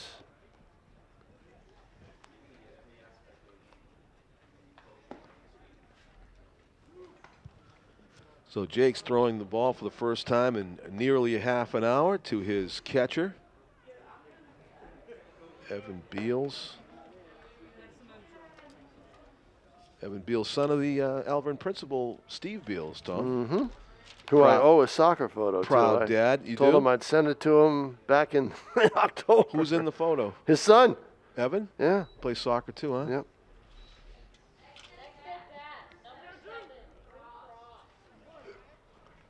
Drew Frost, left fielder for the Panthers, batting for only the 2nd time in this game. You think about that. His 2nd time up, and Alvirne's leadoff hitter, Jake Dufour, and also the 2-hitter have been up 4 times already. 1-0. This 1-0 is the count on the hitter. Now 2-0. Alvirne leading the game 6-0 here in the bottom of the 5th. South just trying to get on the scoreboard at this point against a pitcher that's been tossing strikeout after strikeout at them. Limiting contact dramatically. The 1-2 pitch. Swing and miss, strike 3. And here we go. My goodness. Boy. So, Tom, I'm looking at my score sheet. It looks like only the center fielder and the shortstop and the first baseman have touched the ball defensively for the Broncos. Center fielder, shortstop, and the first baseman. Well, Adams is the only player who hasn't struck out, right? Yep. Yep. No, Hart hasn't either. Hart and Adams. Hart and the Adams. 2 and 3 hitters. Yep. Yeah. They have not struck out, and they won't. And they're not due up in this inning. Caleb Rich gets a little piece and he stays alive. Unless South can put a rally on, but he's one more strike away from another strikeout. 1, 2, 3, 4, 5, 6, 7, 8, 9, 10, 11 strikeouts by my count, John. What do you have? 6, 7, 8, 9, 10. 1, 2, 3, 4, 5, 6, 7, 8, 9, 10. 10. All right, I'll recount. Swung on and missed, strike 3. Now you got your 11, Tom. 1, 2, 3, 4, 5, 6, 7, 8, 9, 10. You're correct. So now we have 11. Yeah.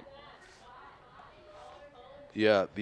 So we're in the 5th, bottom up with 2 outs. That's fouled just over our heads here off the luxury boxes, and back into the first row. Alvirne beat South 10-2 on Monday. So if they hold on to this, they'll have 2 wins over the Panthers. And I believe next week they take on North. Strike 2. Friday's game will be at Holman Stadium, and again, Robbie Cullerton trying to prevent Nick Jakes from striking out the side from the second time in this game, and doesn't do it. Boy, what a job by Jakes. 12 My goodness, 12 strikeouts out of 15 outs. Yeah. The only other outs were 2 flies to center and a grounder to short. My, oh my, oh my, boy. oh my. We are seeing a show.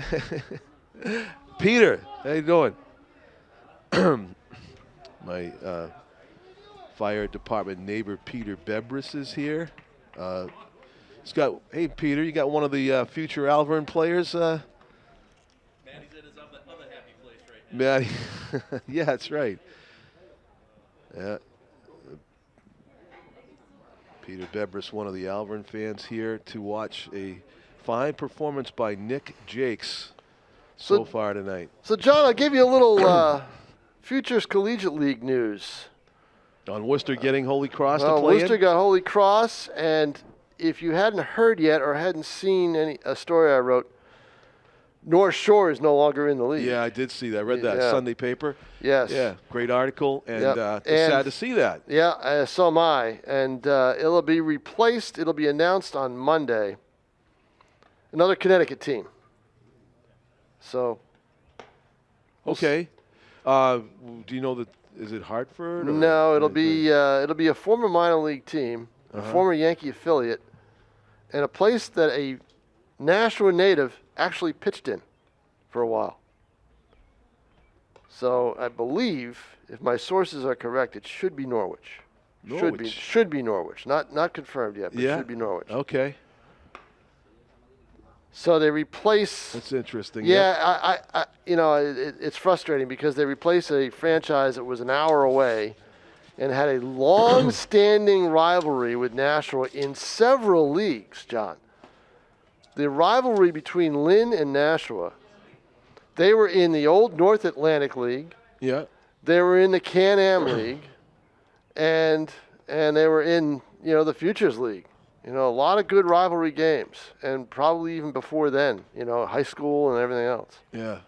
So we'll see what happens, but that's the word that I get, and it'll be 8 teams.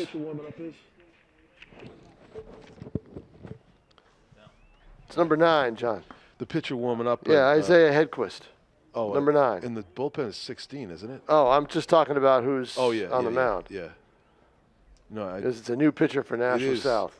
Hedquist, the former first baseman in this game. Who's in the bullpen? We'll see when he comes in the Do game. you have I the don't- Alvirne roster? Because I Yeah, was surprised it's they're on going the to take sheet. Jakes out. It's on the same sheet, isn't it? No, it's right there on your right. Well, let's see Oh, if you're they. right. You're right. Let's see You're if they're pulling Jakes or not. Ty Baker, listed as a pitcher, is warming up for Alvirne. Let's see if he comes in next inning or not. Yeah. They had someone throw it in the bullpen in the second inning, believe it or not. And then Foul straight back to the screen. and Jakes is actually hitting, so Yep, that was a healthy cut, but strike one on the Alvirne pitcher. Nick Jakes, who has struck out and grounded out to short a couple of times. This is his 4th at-bat. Fouls it.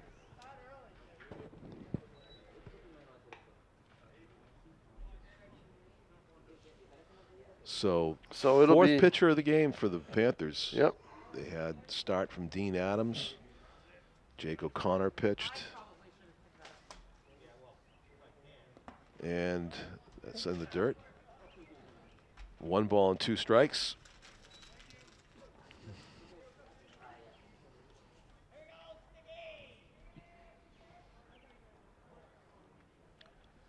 Top of the 6th inning. Swung on and missed. Strike 3 on the tag.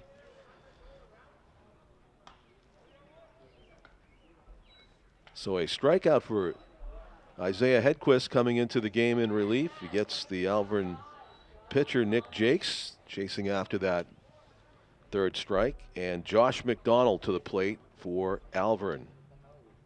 Has been up 3 times and has gone 1 for 3. Swings through that one. So Hedquist finding the strike zone. looks good, doesn't he? Yep.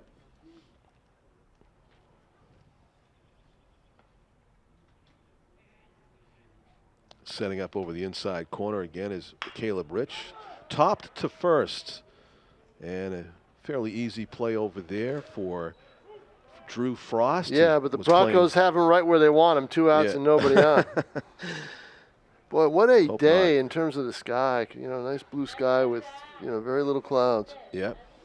Haven't seen that in a while. There's been a lot of in and out all week long when it hasn't been raining. So besides Jake Dufour, the other Alvirne player that's had a great day offensively is this young man, Evan Beals, the catcher for Alvirne's reached safely all 3 times, including with a double, a walk, and a single. And he scored a run after his double, the strangest double I have seen or one of in my baseball watching career. He lined it off the tip of the third baseman's glove into left center field, splitting the outfielders. 2-0. And he's looking at a 2-0 pitch here, trying to have a perfect day. Isaiah Hedquist, though, with that crossfire delivery over the outside corner. Right, and you see, I thought Hedquist got out of his rhythm when he started him off with a curveball when he was throwing darts the entire inning.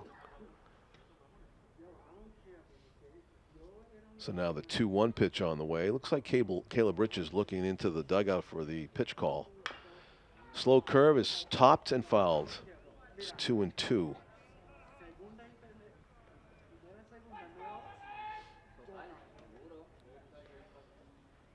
I understand from talking to my softball coach friend Glenn Bradish, they like to call pitches in softball too from the dugout.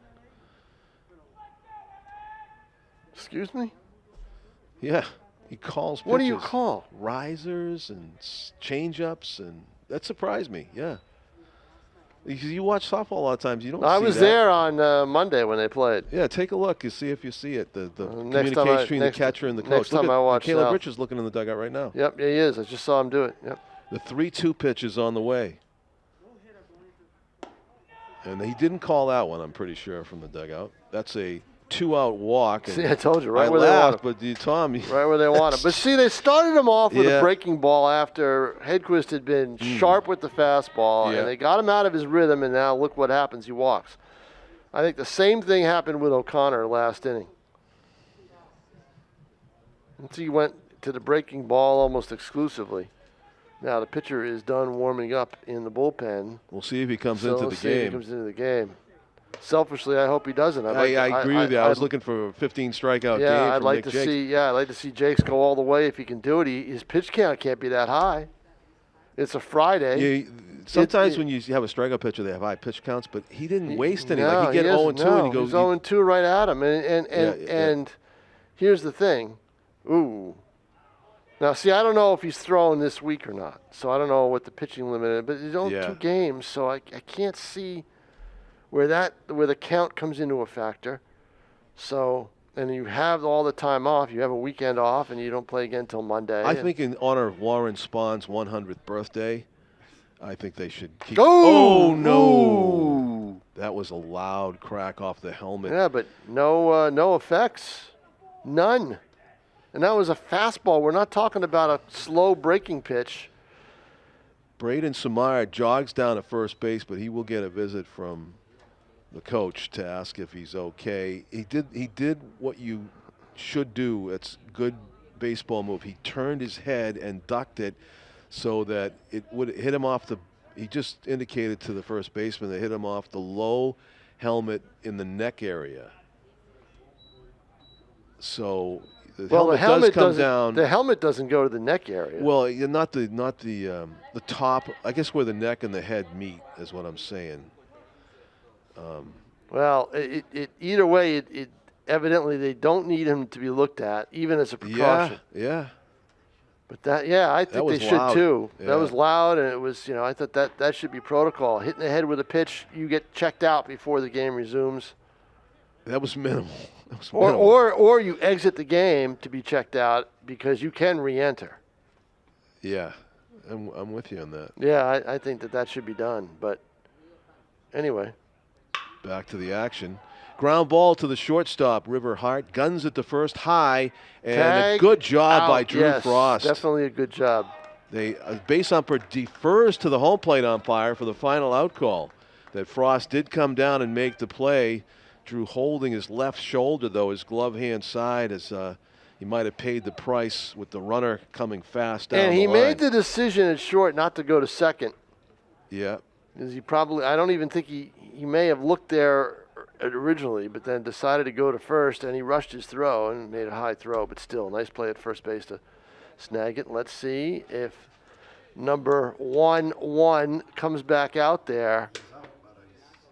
And No, it's Ty Baker. It's Ty Baker. Ah, What an outing disappointed. for Nick Jakes. Disappointed. He ended his outing with striking out the side. 2, 3, 4, 5, 6, 7, 8, 9, 10, 11, 12 strikeouts. Only 3 outs that were not strikeouts. 2 flies to center and a grounder to short. A dominant performance by Nick Jakes, the starting pitcher for Alvirne, who's out of the game now. And we go to the bottom of the 6th, and Jakes is in the game still at first base, as Tim O'Neill points out. So we go to the bottom of the 6th, and Tom, South got their wish. Nick Jakes is out of the game, but they only have 2 innings to make up 6 runs. Right. And Ty Baker And the run and the has game. other ideas. You know, the game can't be mercy ruled because it's if Alvirne only has 1 more at bat, and if you take say they score 4 in the top of the 7th, the game wouldn't end. South would get their at bat.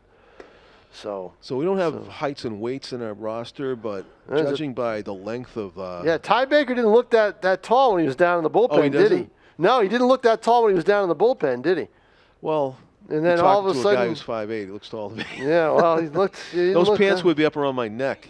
He didn't look that. He didn't look. I mean, from a distance, he didn't look tall. I guess you're right. Yeah. He looked like a small kid, and then all of a sudden, he comes out on the mound and he's ready to post everybody up. Yeah.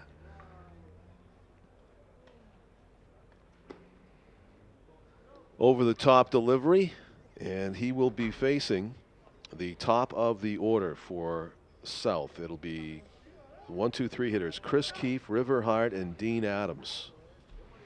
Now, see, we saw a complete game to start the season when North played here against Merrimack. Yeah, the Merrimack pitcher? Yes, we saw that complete game. And he was in control the whole way. But not today. That was a 5-1 game. So Chris Keefe has flied out and struck out tonight. First pitch swinging high to center. Shielding his eyes, Jake Dufour drifting just a little bit back to his left, but makes good work of that one, and it's 1 up, 1 pitch, 1 down. That's the way you want it, huh? 1 pitch, 1 down. Yeah. In the top of the 6th inning. Bottom of the 6th inning for South, the home team. Our next telecast will be right back here at Holman Stadium when we watch these same South Panthers take on Bishop Girton. And both teams will be needing a win. Is that when is it? Monday. Monday. Okay, yeah. Monday afternoon. Not sure who's got the home game. Oh, 4 o'clock, right? If it's a 4 o'clock game, it's BG's home game. Nashua Public Schools, North and South start at 4:30 here. Okay. So if it's a 4 p.m. game, that would be BG's home game. On the 26th? Yeah. That would be Monday. I did see that on the schedule. Yep. Ground ball to the shortstop. We went over this last night, John, remember? No. Scoop, and it's got to go as an E6. I guess it was not an easy play, but the throw did beat the runner, and the throw was low. Yep, E6. Yep, and Nick Jakes unable to scoop the throw from Jake Belanger. So a board and a base runner. River Hart, who's on at first base, has had a pretty good day. Excellent defensively and had walked and singled prior to that. So he was the only one that didn't get victimized by strikeout pitcher Nick Jakes. He had reached base safely twice against him. Now the two standing next to each other down there at first. 1 out, 1-0 count to the 3-hitter, Dean Adams, who started the game on the mound for South, now playing second base. Trying to frame that one was Evan Beals, and it just missed up. It was a close pitch, but Dean Adams gets the benefit of the call. 2 balls and no strikes to the South 3-hitter in the order. Takes that one, and it's 3-0. And imagine down 6-0. Dean Adams is going to leave the bat on his shoulder no matter where this one is. It's Ty Baker on in relief of Nick Jakes. Trying to preserve the shutout. Up high. Yeah, he's missed high 3 straight pitches with that fastball. So a 4-pitch walk to Dean Adams, and Nolan Medeiros, one of those batters who we were talking about, very happy to see Nick Jakes out of the game. It struck out twice against him. Now gets to face Ty Baker for the first time. South in need of a big inning or two to get back into this game, trailing 6-0. Alvirne scored runs in the first and second inning, and then that big 3-run fifth. And also they scored a single run in the fourth inning. That one stays up and in. And a visit to the mound.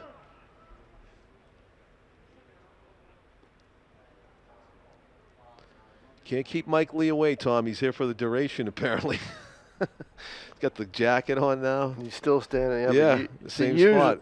Usually when he goes to watch a game, when he was coaching, he would sit behind home plate. How many years did he put in? Was it 40? I've got to look at the story I did. Wow. Yeah, it was over.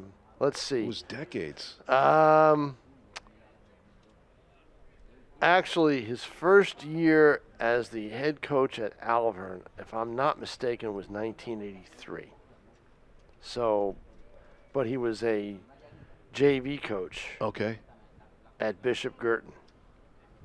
And before then, he was an umpire. And then he got into coaching. And Ground ball toward the shortstop. could be 2-1. Belanger flips to second. He's going to hold it.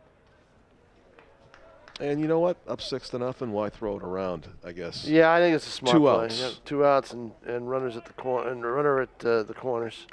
Certainly, So- Medeiros got down the line quickly. It would have been a close play. So, second out of the inning as Nolan Medeiros reaches on a fielder's choice. Adams is retired, and here's the batter, Isaiah Hedquist. Also had struck out twice. Looks at a ball low. Monday's game is a 4:30 start, Pete 4:30? says. Yes, Then 4:30. it is a South home game. Yeah, so it is a South home game. See, I'm listening to you too much, John. You never have this stuff right. so. Later in the week, it's a 4 o'clock Yep. game, so that's the Wednesday game. Yes, they play a home and home. So you don't remember us talking last night? No. Oh, boy. Tim, you remember, don't you? Of course he does. Right. No, I do remember the whole slate of games, but Yeah, yeah. I do remember. I didn't remember baseball in the middle of it. Yeah. Oh, boy. Monday and Tuesday we were talking about. Right, Yeah. right. You didn't know that Monday was baseball? Are we doing lacrosse and baseball? Okay. We'll have a quiz later on. Over the Let's see mound. what happens here. Got to go to One first play on this. Yep, in time. Got it. Yep, no runs, no hits. There was 1 error, a walk, and 2 men left.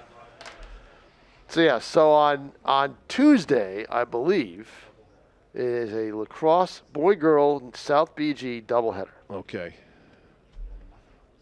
And then that's it for the week. So we got the 1 game Monday. It's a baseball game. And that may be it for the week. I don't know. I guess All we're right, toying and then with the the idea. doubleheader on Tuesday. Toying with Friday, but we're not sure yet. Yeah. Tim won't be around, though. Tim's going to go. What island are you going to, Tim? Mauritius. Maine, no, yeah. Nah, you got to go somewhere warmer than that. Come on. You got. Yeah, vacation in Maine in Rhode July and Island? August. Don't Where do do you it want me to now. go? Don't go north. Not yet. It's not time yet to go north. Got to go south.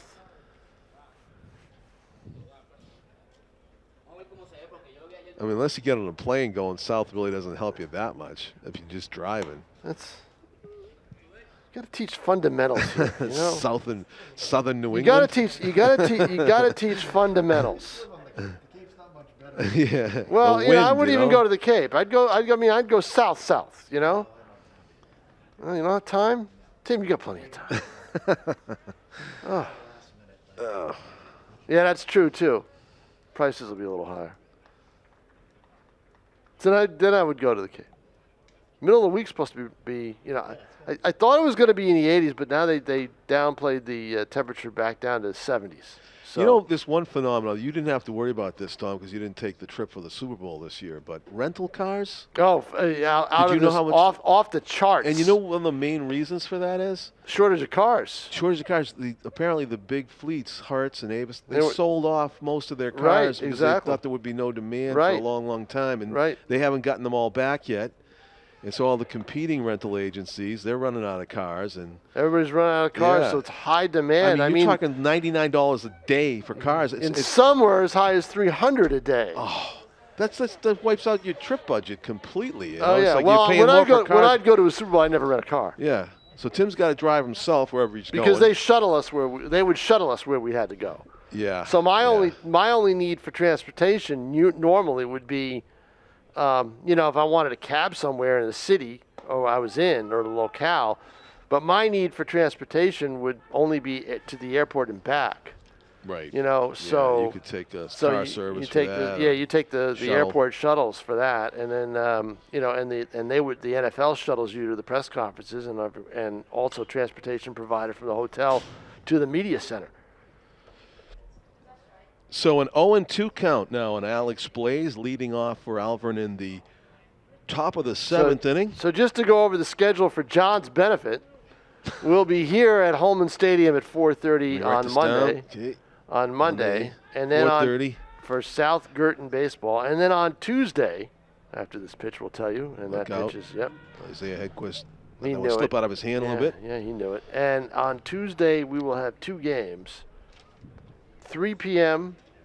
will be the South BG girls lacrosse game. And a pair of unbeatens, by the way. South is unbeaten. They South's blew, looking good. yeah, That they- should be a good match. Yeah, they blew Keene away. Well, the levels are going to be different. South hasn't really played top level. Bulletin board material now. So I know it. The levels are different. Oh. But you never saw South do this to teams that are way below their level. And they're just blowing them away. Right. So it should be interesting. And then Ground ball, foul. at 7 o'clock will be the South BG boys game.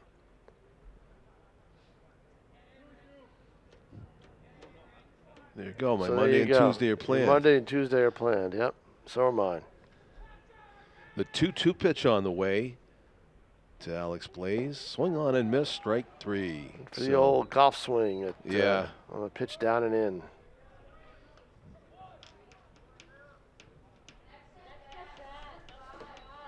You don't see too many right-handed batters make contact on a pitch like that, on the golf swing especially, but I did see a Dodgers player hit a home run last night doing that.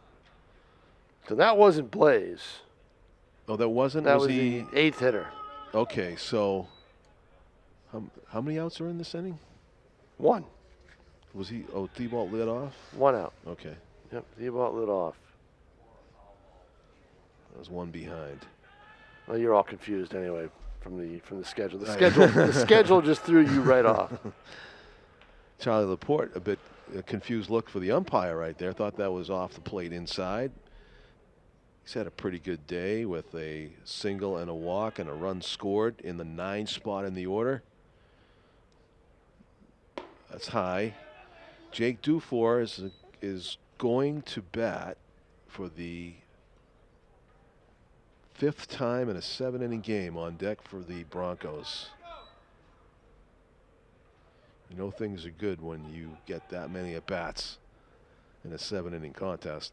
There's a bender over the plate, and that's just no argument from Charlie Laporte. That was the best break on a curve I've seen all day, and there's been some really good pitchers out there. Yeah, Hedquist is throwing the ball well. He spun that one really nice. He's That getting was- into a rhythm. He Yeah. came in cold, and he's getting into a little bit of a rhythm. Yeah, 2 strikeouts to start the inning. Now Jake Dufour, perfect on the day. Walk, triple, single, walk. Strike called down the middle. Nice pitch.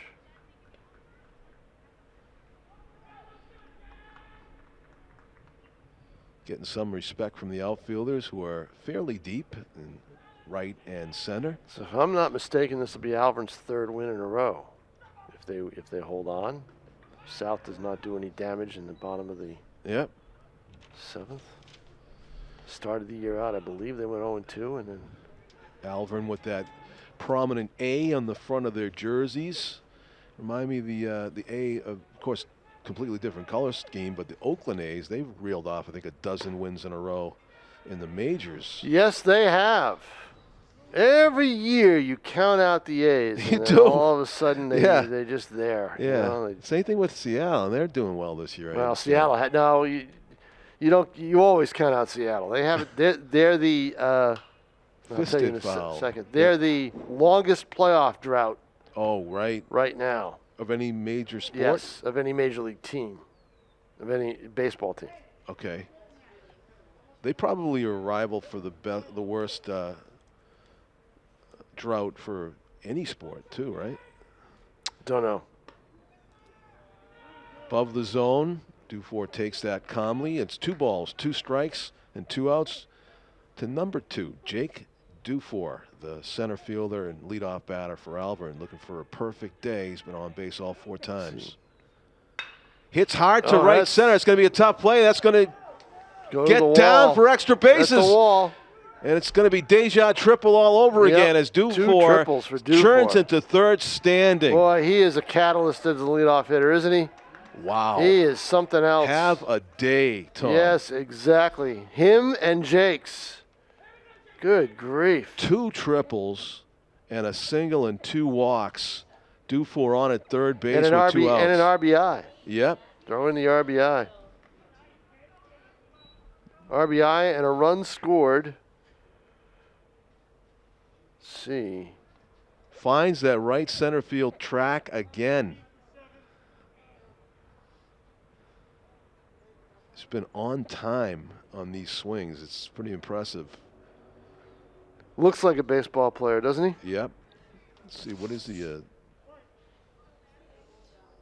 we don't know what year he is. No, we don't No. have it listed. There's a base hit and a run. That one's going to find a gap, and let's see if he goes for 2. He He's will. going to, yep. Kyle Belanger slides into second with a 2-out double. Plates a run, 7-0 Alvirne. This is a good Alvirne team. Boy, all of a sudden, Hedquist in control, 2 strikeouts to start the inning, and then you got Duford. Yeah. Deja Dufour. Yeah. And it's impressive. You get up 5 times in a 7-inning game. That's pretty fun, but then you make the most of all 5 at bats. Jake Dufour scores the 7th run of the game. And a pinch hitter coming in. Yep, in place of Nick Jakes. Ethan Mochia. M-O-C-C-I-A. Get a chance to bat here with 2 outs and a man on second. Top of the 7th. Isaiah Hedquist completely in shadows now on the mound. Top foul. Mochia. Yeah, the way Mochia, Strong-looking kid. strong kid, and he waves that bat around. Yep. I'm off speeding him the whole time, Are you? making him lunge. The 0-1 pitch on the way. It was the off speed, but it was low. You gotta throw it for strikes or make it look like a strike, so he chases. 7-0 Alvirne with the lead here in the top of the 7th inning.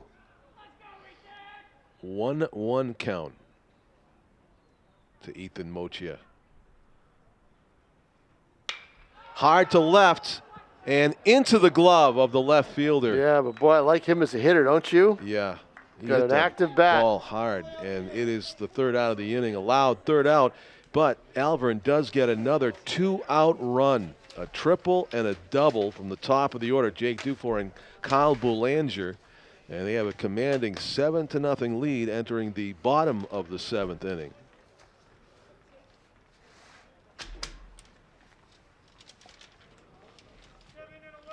What are you doing on the weekend, Tom?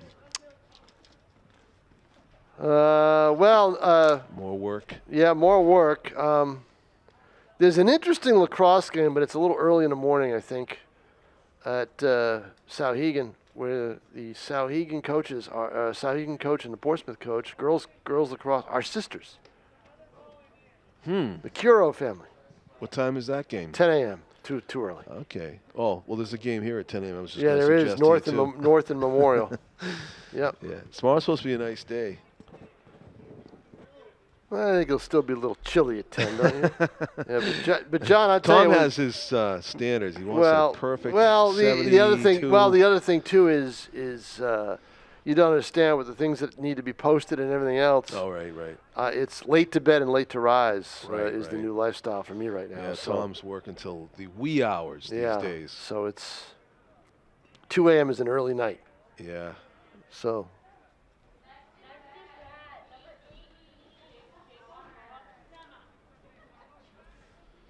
Jake O'Connor But we'll try. with leadoff duty for the Panthers But here in the bottom of the 7th. One thing I use this to kind of advertise is next week we will have the finally, never too late, for the Telegraph Winter All-Stars will be announced. So for all the sports. So that'll be done off and on during the week at NashuaTelegraph.com. So you can check it out. High to center. Very shallow, long run. Dufour is going to come in and get it, though. Dufour has mastered the sun. Yeah. He's done a real good job. I believe he's got shades on, doesn't he, out there? I see some glistening. Tim says he does. Yeah, I see some glistening when he goes in for the ball. So That's his 4th putout in center. They have not hit the ball in the air to left or right, the Panthers. Panthers have 2 hits. Yep. Dean Adams in the first. Yep, that was And the River- hardest hit ball of the game, I think, for the Panthers. Yeah, and River Hart in the second. Off the end of the bat. Impressive pitching performance for the Broncos and offensively. High to left off the end of the bat, though, and won't go all that deep, and making the catch for out number 2. I was just talking about no outs to the left fielder, right fielder, but Charlie Laporte did get some action finally here in the 7th. 2 outs down to their last out now. South. And Caleb, actually number 14, Yenzi Morel. Yenzi Morel getting an at-bat, left-handed hitting pitcher and infielder. He was just up here. He was up in the Seattle, concourse, Pete believe. has sent us He does a message. Seattle last qualified for the playoffs. Let me guess. The year. Oh, Hurry up. oh, I know, Game's gonna end. I know. The game's gonna end. I gotta think. Was it 2001? Bingo. How about that? Lou You Piniella win was again. Lou Piniella was the manager, and that year the Seattle Piniella. Mariners won. I believe they won 114 regular season games. Oh yeah, and they got knocked and out lost early in in the playoffs. no, they did not. They got Oh. lost in the I ALCS didn't to read the the New rest York of it. Yankees. Oh, he sent a bunch of messages. I think it's a different one. Yeah, I don't have any new messages. They're all to you, John. Yeah. They're all to you to keep you in Well, line. he's probably put it on my phone too. I just haven't checked it because trying to get my Vin Scully on.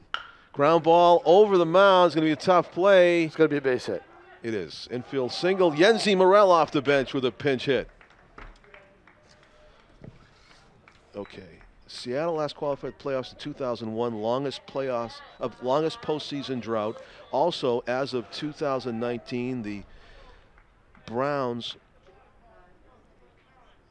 Well, they ended that. Their Oh. last playoff appearance was, I believe, in 03 In 2002, then Kings and or Sabres. 02, yeah. Ground Right back to ball the pitcher. Nope. deflected off the pitcher. Touch second, he's got it. No. Nice underhand flip And there that'll to do it. first base. Jake Belanger with a nice play to end the game. And a ground out 1-6-3. All right, John Collins, we'll leave you to study the Sacramento Kings and the Seattle Mariners, and I will go down and do some talk to a very successful pitcher and maybe a center fielder on the day. That's Tom King. I'm John Collins. Congratulations to the Broncos with a 7-0 victory featuring the dominant pitching performance of Nick Jakes, the Alvirne starter, with a dozen strikeouts in 5 innings. For my cameraman Tim O'Neill and our executive producer Pete Johnson, I'm John Collins. Thank you for watching and saying good night from Holman Stadium, everybody.